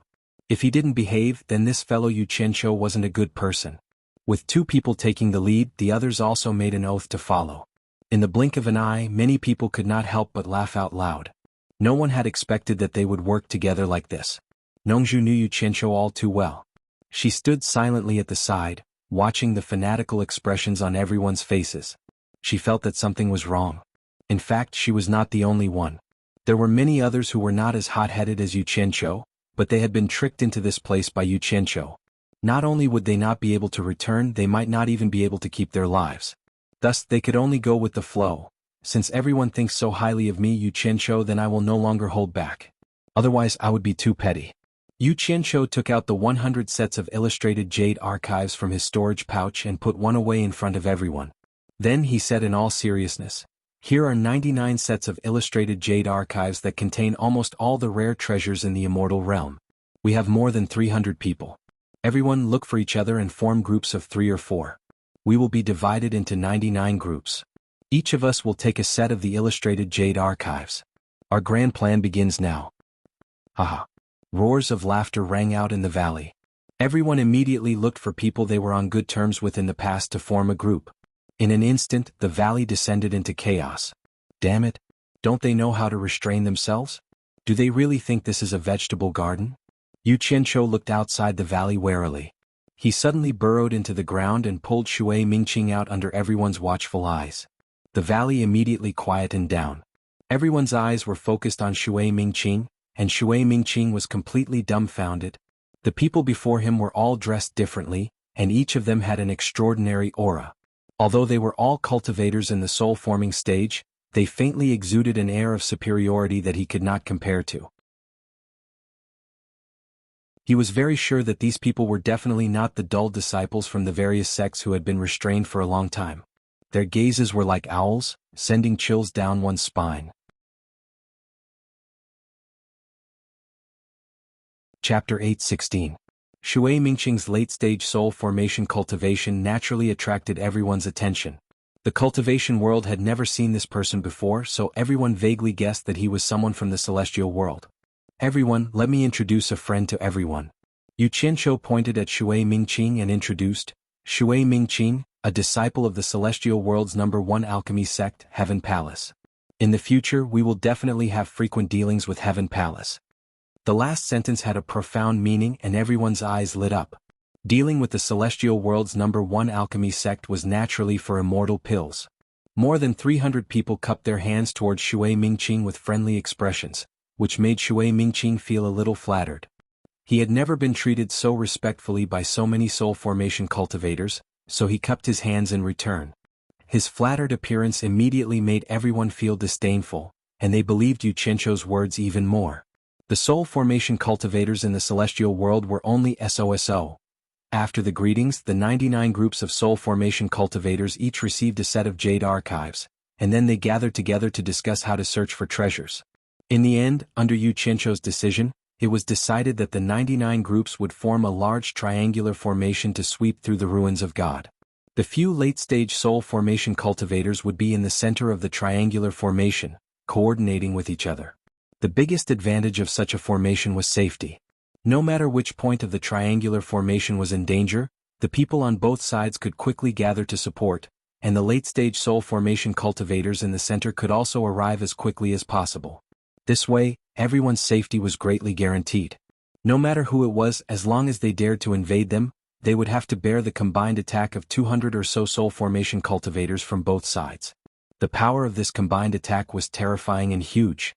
Of course, this kind of power was only relative to the soul formation cultivators in the celestial world, and it might not be enough to deal with celestial experts. However, Yu Qianqiu had a strict requirement, and that was, no matter what spirit stones or rare treasures they obtained, they had to be immediately sent by one of the groups to the late-stage soul formation cultivator in the center of the triangular formation.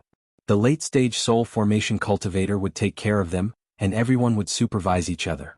No one was allowed to hide anything, and they would discuss the distribution afterwards. Shui Mingqing, who was watching silently from the side, was completely speechless when he saw the smug look on their faces. What kind of people are they? Yu Qianqiu kept glancing at Shui Mingqing. If he wanted to cooperate with Chaotian Palace after this, if he didn't show some strength, he was afraid that they wouldn't pay attention to him. He wanted to let Skyward Palace know through Shui Mingqing's mouth that he was not an ordinary person. Only when there was a factor that made the other party pay attention to him would it be possible for them to sit down and talk. After the 2 levels of rescue signals were unified, the group finally arrived outside the valley and set up a formation ready to set off. The so-called 2 levels of rescue signals were the distress signals that were used when one was in trouble. When a level 2 signal was sent out, the people on both sides would quickly rush over to help. When a level 1 signal was sent out, everyone would rush over to help. If it was a small problem that could be solved by themselves, they naturally wouldn't send out a distress signal. At the request of Wen Lanfeng and Li Duxing, Lu Yanqing was also left in the center of the triangular formation.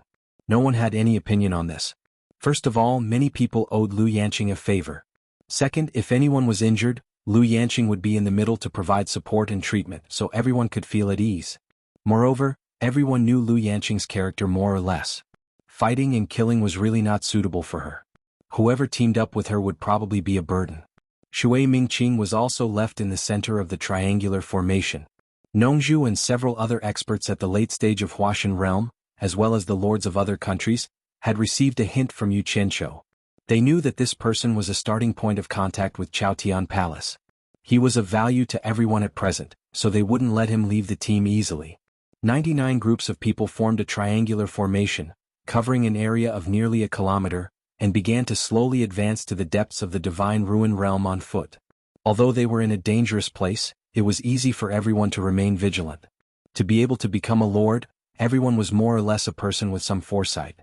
Everyone understood that this was not the cultivation world, where all the scheming would only bring disaster to themselves. Here, everyone could only maximize their own interests by working together. After the mutual taboos of the past were replaced by mutual trust, Everyone was immediately filled with confidence. With all the elite experts of the world gathered, even the heavens would have to poke a hole in it. What else was there to be afraid of? At this time, everyone realized that it was such a pleasant thing to trust each other. Even if they were in danger, it would be like walking on flat ground. At least they didn't have to worry about someone stabbing them in the back.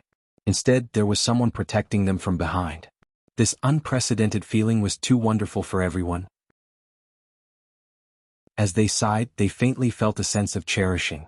The triangular formation was advancing in a triangular vanguard, led by Yunnan and the two lords. The three of them each held a jade archive and compared it as they walked. Yunnan was dressed in a white velvet coat. Coupled with his graceful and luxurious temperament, he felt as if he was strolling leisurely in the divine ruin realm. Quick, look at this. This stalk of grass looks rather special. It's very likely to be an immortal herb, one of them said excitedly as he pointed at a stalk of small purple leaf grass. Yunanshan's eyes brightened. He took a serious look at the appearance of the small leaf grass, then quickly injected his divine sense into the jade archive and quickly browsed through it. The other two also quickly searched through the jade archive with mid to low-grade immortal herb illustrations. After they were done examining it, they looked at each other, shook their heads and continued forward. At first their speed was rather slow. After everyone repeatedly compared the jade archive, they gradually formed an impression of the contents. Most of the weeds in the divine ruin realm could be eliminated with a glance. With the powerful memory of these elites of the world, it didn't take them half a day to memorize most of the contents of a jade archive after repeatedly browsing through it. Thus, everyone exchanged jade archives of high, low, and middle grades, and the speed at which they advanced gradually increased. As for Yu Qianshou, he was a person who couldn't stay idle. With so many people searching for spiritual herbs, he wouldn't make much of a difference. He had already separated himself from the crowd and headed towards the depths of the divine ruin realm.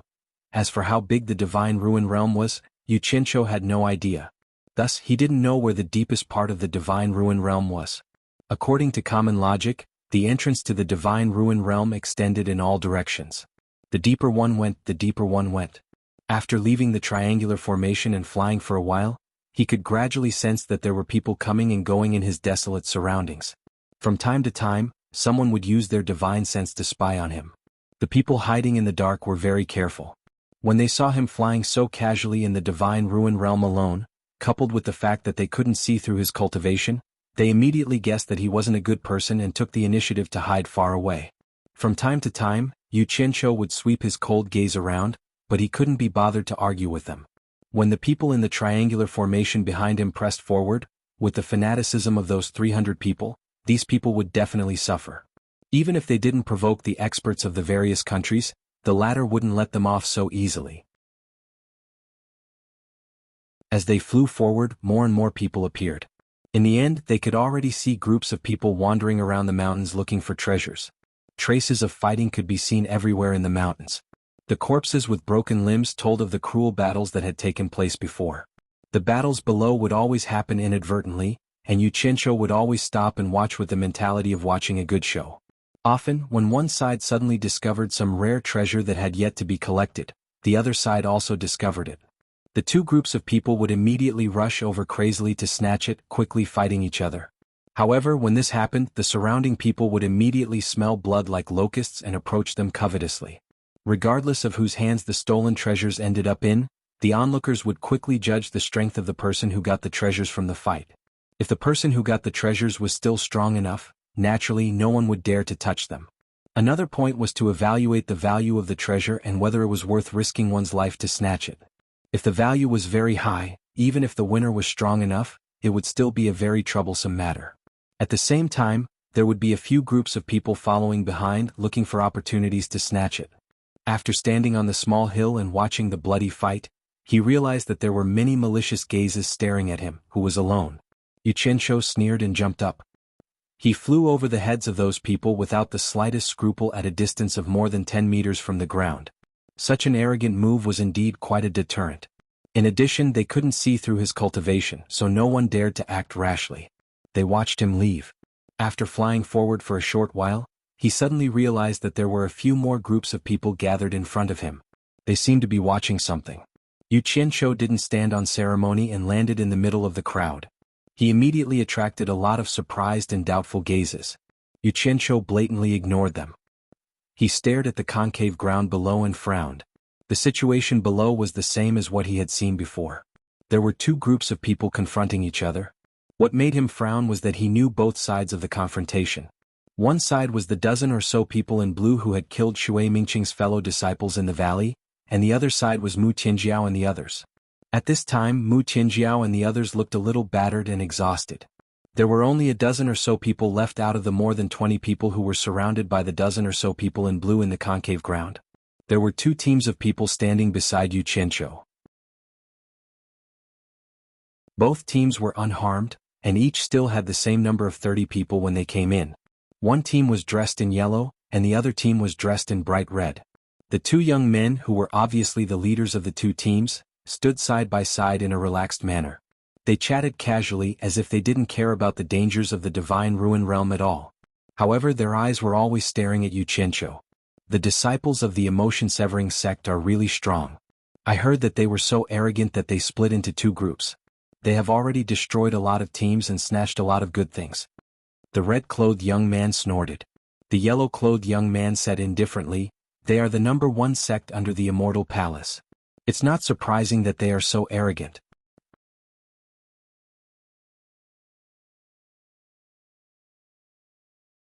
Chapter 8:17. Heartless Palace? The number one force under the Palace of Immortals? Yu Qianqiu's gaze swept over the two people in front of him. He had a feeling that their conversation was purposely directed at him, but he had no idea what they were talking about. Coincidentally, Huang Xiaolong's gaze met with the yellow-clothed young man. The latter nodded with a faint smile, expressing his goodwill. "This father doesn't know you, what are you smiling for?" Yu Qianqiu turned around coldly, continuing to stare at the depression below. The yellow-clothed young man smiled nonchalantly. "This woman is really stubborn, she would rather die than comply. I'm afraid Che Mingqian is gnashing his teeth in anger right now." "Stubborn?" The red-clothed young man snorted disdainfully. "In the end, only death awaits you. Che Mingqian won't let this matter rest." The Che Mingqian they were talking about was the leader of the group of blue-clothed men, the one who had threatened Shui Mingqing in the valley. At this time, Che Mingqian was gnashing his teeth in anger. He didn't expect to run into two people like this who would rather die together than hand over the treasure in their hands. Yu Qianqiu's gaze fell onto the fist-sized golden object in Mu Tianjiao's hand. Recalling the records in the treasure encyclopedia, he immediately remembered what it was. This object was called Golden Fulling, and according to the encyclopedia's records, it was a treasure that could increase the success rate of alchemy, greatly reducing the chance of a failed pill. Many people would add a certain amount of this when refining top-grade immortal pills. This was because the loss would be rather shocking if a defective pill appeared in a top-grade immortal pill. Golden Fulling's market price was not calculated by the piece, but by the tail. Generally, one tail was worth 100 million divine-grade spirit stones. The Golden Fulling in Mu Tianjiao's hand was at least 4 to 5 tails. In other words, it was worth 4 to 500 million divine-grade spirit stones. "You better persuade her, my patience has a limit. The earlier you hand it over, I'll let you off. If you're too late, none of you will leave this place alive." Che Mingqian sneered. Of the 20 or so people hired by the Four Links Chamber of Commerce, only 13 were left after several battles. Everyone naturally knew how powerful the Heartless Palace was, and they were no match for them at all. Terrified, they all looked at Mu Tianjiao. Mu Tianjiao's beautiful hair was disheveled as she looked at everyone with a miserable expression. She smiled bitterly and said, "Don't believe his nonsense. As long as the item is still in my hands, they won't dare to do anything to us. I, Mu Tianjiao, guarantee once again that if they dare to harm any one of us, I will immediately turn this gold fulling into powder, and no one will be able to obtain it." At this time, Tao Zhong, who was guarding Mu Tianjiao, also loudly warned everyone, "Don't believe his nonsense. Even if we hand over the item, he won't let us go. As long as we still have the item, we have a chance to live." Mu Tianjiao immediately gave him a grateful look. They hadn't found anything valuable along the way and had even lost a few men. This piece of golden fulling was discovered by chance under the roots of a tree. It was also the most valuable item they had so far. As long as they brought it back, the Four Links Chamber of Commerce would be able to hold on. With her personality, how could she give up this opportunity so easily? Che Mingqian sneered and said, "Stubborn dead duck. I'll give you one last chance. If you miss it, only death awaits you." What a big tone. I want to see who will be the one to die. A cold snort echoed in the surroundings as a figure appeared in the concave in an instant. When Mu Qinjiao and the others saw who it was, they exclaimed in unison, "Yu Qianqiu." They all suspected that Yu Qianqiu was already dead after running around alone. They didn't expect to see him again at this critical moment. Yu Qianqiu's cold eyes looked at Che Mingqian and the others. Che Mingqian turned pale with fright and said, "It's you." More than a dozen men in blue subconsciously moved 10 meters away. The reaction of Che Mingqian and the others made the yellow-clothed man and red-clothed man look at each other in surprise. The surrounding people also looked at each other in dismay. They didn't know who this person was to make the disciples of Heartless Palace so afraid. Che Mingqian said angrily, "Who are you? Why do you keep going against my Heartless Palace? Do you really think my Heartless Palace is easy to bully?" If there was no one around, he would have called his fellow disciples and run away. However, under the watchful eyes of so many people, the Passionless Palace couldn't lose face as the #1 sect in the immortal world. "What a joke. I'm not that bored." Yu Qianqiu said indifferently, "Four Links Chamber of Commerce is my employer. You snatch things from me.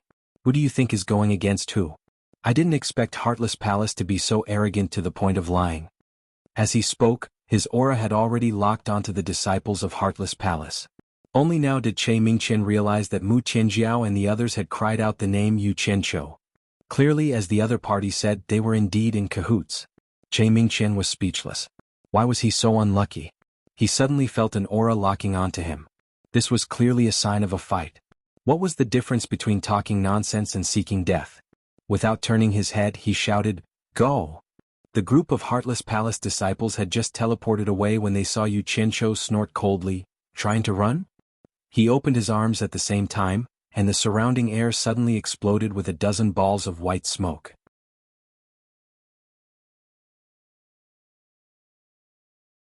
He really could not imagine how such a capable person did not even know the most basic common sense. However, he did not dare to be disrespectful and immediately replied telepathically, "The immortal world has the top 50 large sects, as well as the top 50 rich families or merchant associations. The mythical Fire Palace and Spirit Cultivation sect are both within the top 50 large sections. Although they are not comparable to the Heartless Palace, they are very powerful." Yu Qianqiu replied with an "Oh," and said, "I am Yu Qianqiu, what can I do for the two of you?" As he spoke, he could not help but look at Hui Yunlong. This was called not noticing, but once he paid attention he would be shocked. He discovered that this guy had a head of red hair, especially his appearance and burly figure. He was simply printed from the same mold as the Nanming old ancestor. The only difference was that one had a beard and was a little older. If the two of them were placed together, people would definitely mistake them for father and son. If the spirit-severing experts from the various countries saw this later, who knew what their reaction would be? Du Feng smiled faintly and said, "The Heartless Palace is a vengeful sect. Of course, with Brother Yu's ability, there is naturally no need to be afraid of the disciples of the Heartless Palace in the Divine Ruin Realm. I wonder which famous family Brother Yu comes from? Why have I never seen Brother Yu before?" The hidden meaning in these words was very obvious. It was to tell Yu Qianqiu that the news of him slaughtering the disciples of the Heartless Palace would inevitably spread. As long as the news spread, without the protection of a famous family, the people of the Heartless Palace would definitely deal with him. "I am just an unknown wandering cultivator.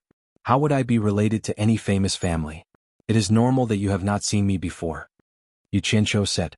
Hui Yunlong and Du Feng looked at each other, and a strange look flashed in their eyes. Du Feng smiled and said, "There are many heroes in the wilderness. Brother Yu, there is no need to belittle yourself. Moreover, how many of the founders of famous families are not wandering cultivators? Let's take the 12 great immortal monarchs in the celestial world for example. There should be 13 great immortal monarchs now. Which one of them isn't a wandering cultivator? That is why it is said that there are crouching tigers and hidden dragons among the wandering cultivators. There are often some wandering cultivators who amaze the world with a single brilliant feat." 13 great immortal monarchs? Yu Qianqiu frowned and muttered with a puzzled expression. "Brother, you might not know this, but there are currently not many people who know this news." Du Feng smiled and explained, "After the battle with the Myriad Swords Demon Lord, because a few immortal monarchs had fallen, a few immortal monarchs became vacant. Later on, the Celestial Emperor promoted a few powerful figures from the celestial world to fill the 12 immortal monarchs.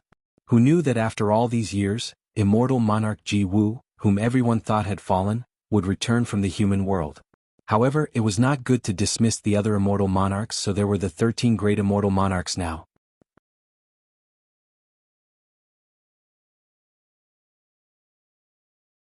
Chapter 8:18. His explanation was within Yu Qianqiu's expectations, but he had misunderstood Yu Qianqiu's meaning.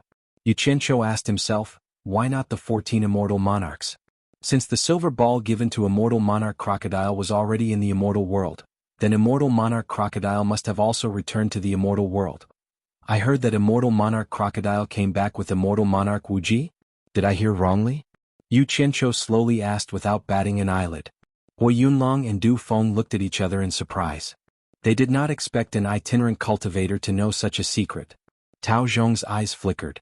He was even more certain that Yu Qianqiu was a rich second generation. Otherwise, how could an ordinary person hear such high-level news? Du Feng sighed.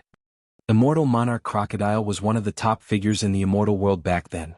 Who knew that after he came back with immortal monarch Wuji, his cultivation level had fallen to the exalted immortal late stage by the myriad swords demon lord.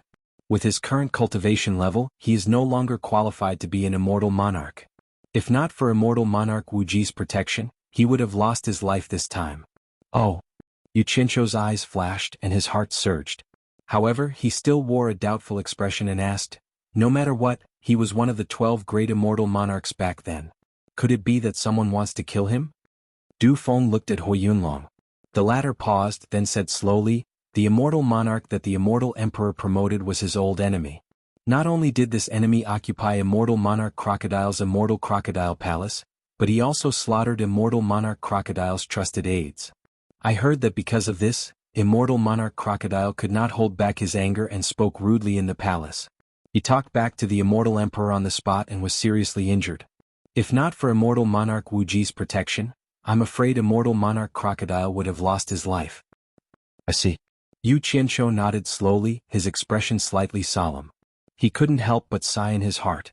Old monster, you yourself once said that there's no place for you in the immortal world. Why are you asking for trouble? However, he could understand immortal Lord Crocodile's feelings. Immortal Lord Crocodile had spent so much effort to return to the celestial world because he was confident. Perhaps he wanted to find his trusted subordinates and make a comeback. Who knew that when he returned, he would find that everything had changed. Not only had his trusted subordinates been killed by his enemies, but even his territory had been occupied by them. The most unbearable thing was that all of this was tacitly allowed by the immortal emperor that he was loyal to all those years ago. This was tantamount to breaking his last trace of hope, so how could he swallow this? It was understandable that he was impulsive. The level of the conversation between the three was too high, so Mu Tianjiao and the others had no right to interrupt. They could only listen quietly from the side. Besides, this kind of high-level grudge was not something they could usually hear. In that case, immortal Lord Crocodile, who was severely injured by the immortal emperor, has been taken away by immortal Lord Wuji? Yu Qianqiu asked again. It should be. Hui Yunlong nodded. Du Feng's eyebrows twitched slightly. He found that Yu Qianqiu seemed to be very concerned about immortal Lord Crocodile. He could not help but ask, Brother Yu, do you know immortal Lord Crocodile? Yu Qianqiu was startled. He said in surprise, how could I know him? I'm just a little impressed. It's the first time I've heard of someone daring to talk back to an immortal emperor. If there's a chance, I'd like to meet this audacious immortal Lord Crocodile. By the way, where is immortal Lord Wuji who took away immortal Lord Crocodile? Du Feng smiled. Actually, immortal Lord Wuji's original immortal palace has also been occupied by another immortal lord. Logically speaking, there has never been a 13th immortal lord in the celestial world since ancient times. Even if immortal Lord Wuji returns from the human world, it is unlikely that he will become an immortal lord again. But immortal Lord Wuji is a little special. At this point he stopped, but the smile on his face was somewhat ambiguous. Yu Qianqiu asked suspiciously, immortal Lord Wuji is a little special? What's so special about her? Du Feng shook his head with a smile and said nothing more. Hui Yunlong on the other hand snorted. What can't be said? It's something that everyone knows. The celestial world is divided into 13 celestial prefectures. Other than the one that the immortal emperor presides over, the other 12 celestial prefectures are ruled by 12 immortal lords. Now there's a 13th immortal lord. Where are we going to divide the territory for Jiwu? Everyone knows that the immortal emperor once pursued Ji Wu and wanted to make Ji Wu the immortal empress, but Ji Wu refused. If it weren't for this relationship, the immortal emperor wouldn't have shown mercy and let Ji Wu save immortal Lord Crocodile. Damn. What big gossip. Yu Qinshuo's eyes lit up. The immortal emperor likes Ji Wu? When he remembered that he had touched the immortal emperor's woman, this feeling, Du Feng smiled bitterly and looked at Hui Yunlong, as if he was blaming him for speaking out of turn. Mu Qinjiao and the others were dumbfounded. No one knows whether he likes Ji Wu or not, but there's definitely something going on. Hui Yunlong chuckled. This time there's a 13th immortal lord. Some people have already guessed that the immortal emperor wants to rule the same celestial prefecture as Ji Wu. I believe that it won't be long before the matter of the immortal empress is brought up again. In fact, immortal Lord Ji Wu herself is well aware of this and has already rejected the appointment of another immortal lord. But the immortal emperor insists, and immortal Lord Ji Wu doesn't dare to offend the immortal emperor too much. Otherwise, no matter how big the celestial world is, there's no place for her to stand. Du Feng couldn't bear it anymore. He stopped him in a low voice. Hui Yunlong, these are all your guesses. Which eye of yours saw it? Be careful. Hui Yunlong said disdainfully, all the major sects and noble families have people in the celestial palace. Many people have seen this and I'm not the only one talking about it. Besides, no one has any disrespect for the immortal emperor.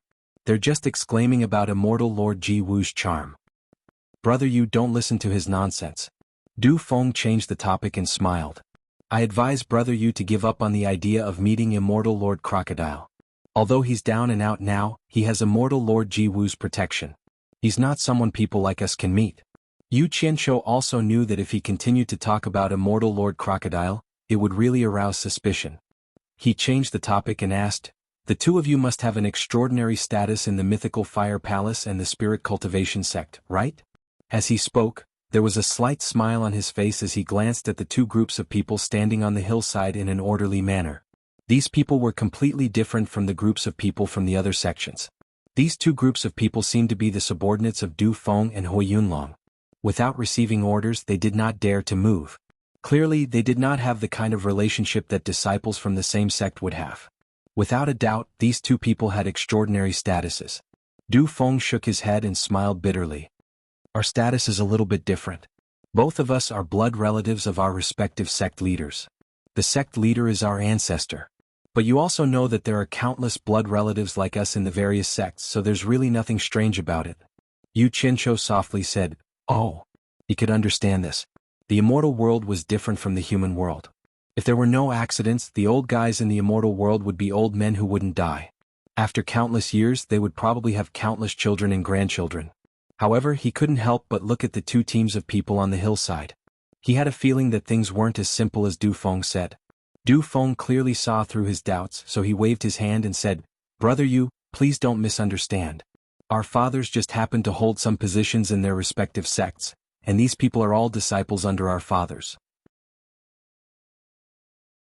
Brother, you will naturally understand the reason when you have the chance in the future.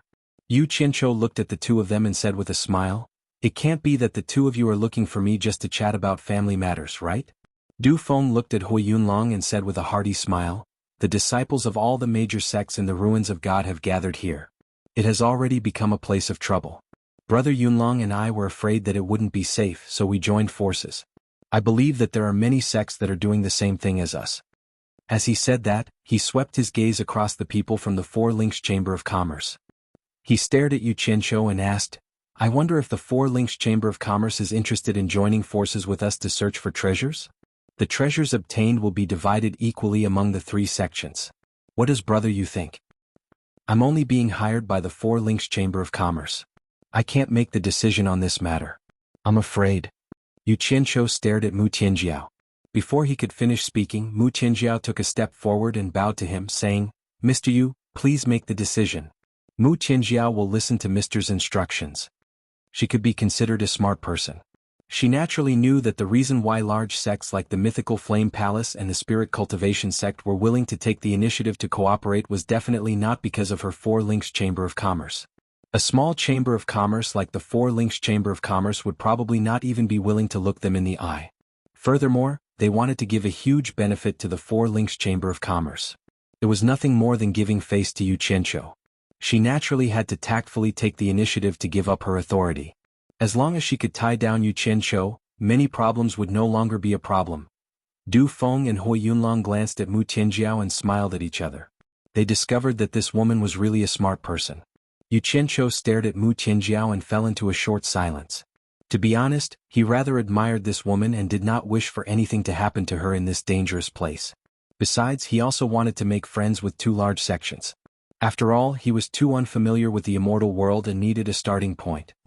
He paused and said, "Since that's the case, I'll make the decision on behalf of the Four Links Chamber of Commerce. I hope that the Mythical Flame Palace and the Spirit Cultivation Sect will take good care of the Four Links Chamber of Commerce." "Ah, Brother Yu is indeed a straightforward person." Hui Yunlong laughed. Du Feng also laughed and said, "Since it's a cooperation, everyone naturally has to take care of each other." Yu Qianqiu also followed the two of them and politely said. He understood in his heart that these two fellows would definitely not stick to him for no reason.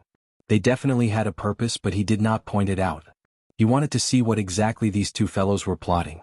After the three parties exchanged pleasantries, under Yu Qianqiu's decision, the three teams of people continued to head deeper into the Divine Ruin realm. Mu Tianjiao, who had increased her confidence, happily led her people to take the lead. Tao Zhong and the others who were hired also heaved a sigh of relief. Now that they had joined forces with the people from the two great sects, the risk of danger for everyone would be greatly reduced. Furthermore, there was an expert like Yu Qianqiu holding the line.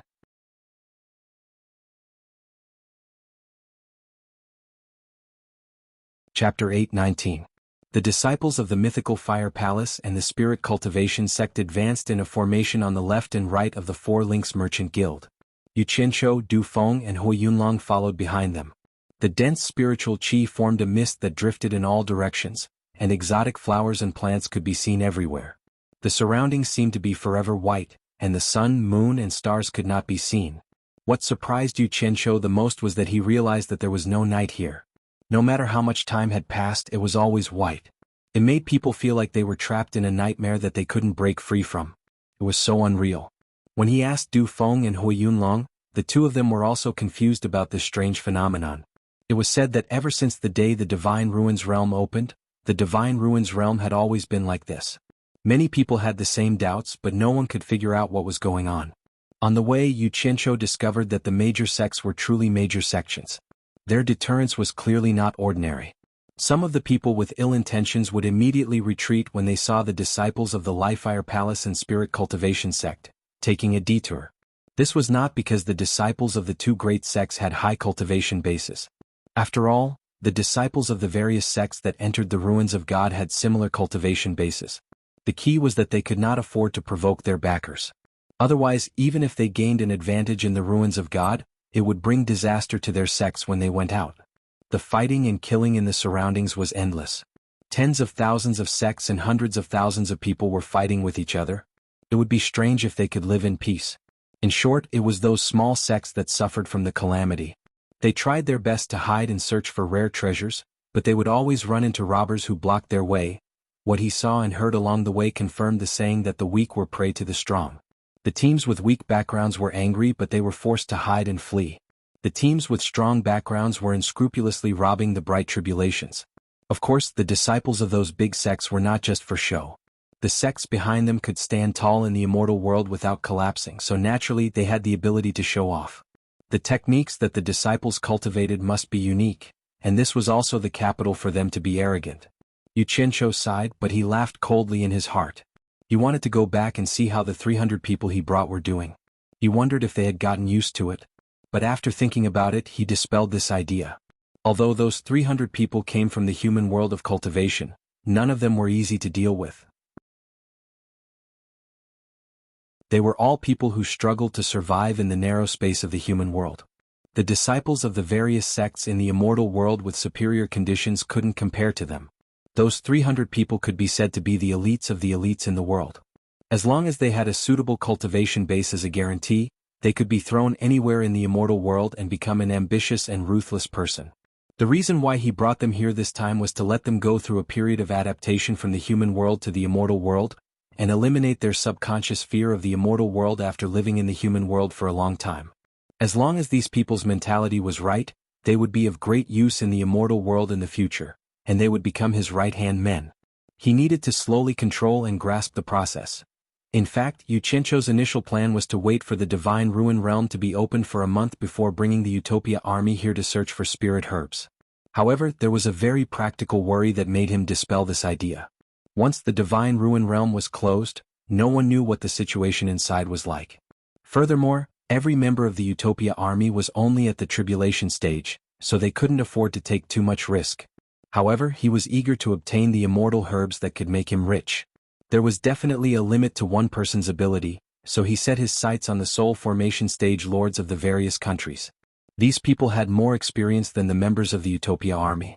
To put it bluntly, the Utopia army could be used as the core combat power, but it was not suitable for them to go out and fight alone.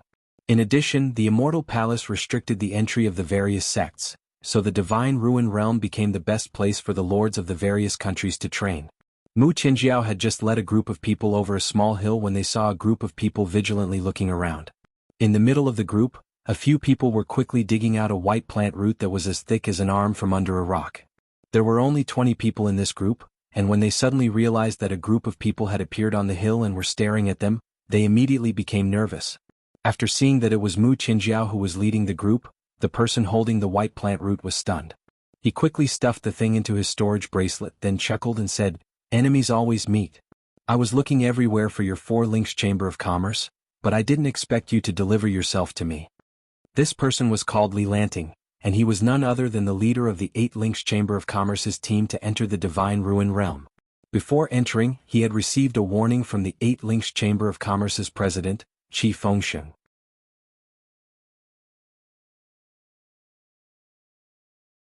If they met anyone from the 4 links Chamber of Commerce, they were to kill them all. Mu Qinjiao was also stunned. She didn't expect to meet people from the 8 links Chamber of Commerce under such circumstances. Almost as soon as their gazes met, a fierce look flashed across Mu Qinjiao's pretty face. She waved the silver shield in her hand and decisively shouted, "Kill!" As soon as the words left her mouth, she rushed toward the other party without hesitation. Tao Zhong and the others were stunned. This group of people had always been hiding and keeping a low profile, and they had never taken the initiative to attack anyone. Mu Qinjiao had always been cautious, leading everyone on the edge of danger with fear and trepidation. They didn't expect that she would go crazy now. Everyone was stunned for a moment, but they immediately remembered that they had a powerful backer behind them. They immediately shot out and took the initiative to attack. The playful smile on Li Lanting's face froze, and he looked a little stunned. It was already good that he didn't settle the score with them, but the 4 links Chamber of Commerce actually took the initiative to come to their deaths when they were at a disadvantage. He immediately shouted with a ferocious expression, "Attack!" The 2 groups of people quickly and fiercely collided, pushing the battle to its climax. Although Mu Qinjiao's figure was petite and looked like a weak woman, she was like a completely different person when she was fierce. She stared at Li Lanting with no regard for her life, and with the silver shield protecting her body, she entangled Li Lanting and fought with all her might. In the end, it gave Li Lanting a fright, and she was almost unable to withstand the blows. She retreated as she dealt with them, shouting, "Stop her!" After all, the 8 links Chamber of Commerce had the advantage in numbers, and had a few more people than the 4 links Chamber of Commerce. Hearing Li Lanting's shout, a few people immediately dashed over to intercept Mu Qinjiao. Mu Qinjiao, who had been attacking wildly, immediately fell into a dangerous situation. Dealing with 4 people at the same time was already beyond her ability. Fortunately, she had 2 treasures in her hands. The silver shield for defense glowed with a silver light, and in the blink of an eye, it had already blocked several fatal attacks for her. Because of her fearless bravery, it immediately reduced the pressure on the other team members. Apart from her, who was fighting 1 against 4, the other team members were fighting 1-on-1.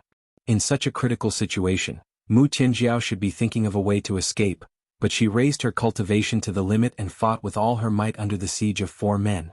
She was actually far from being as strong as she appeared to be.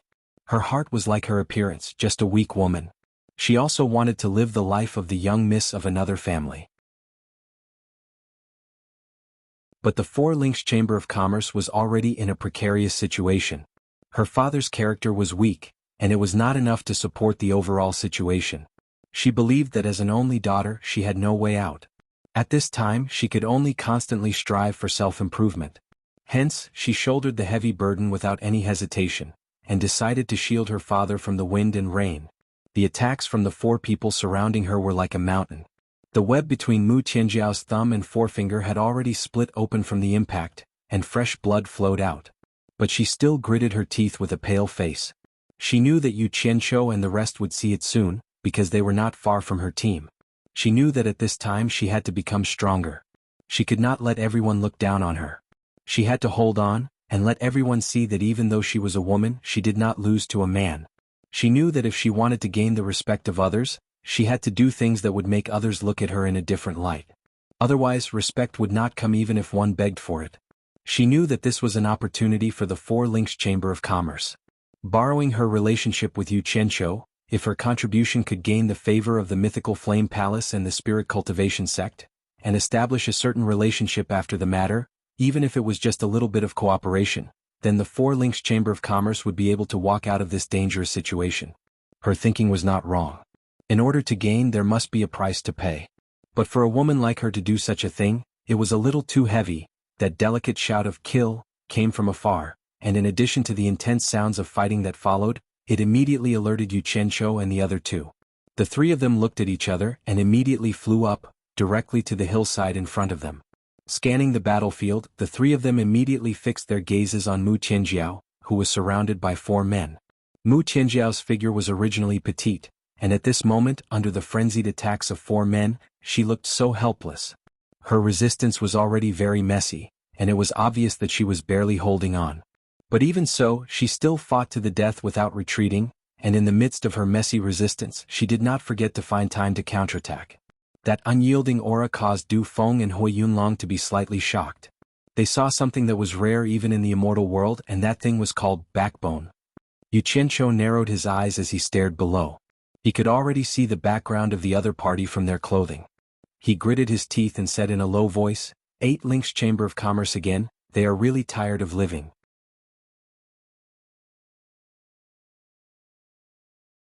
The commotion of the battle naturally alerted the mythical Flame Palace and Spirit Cultivation sect disciples on both sides.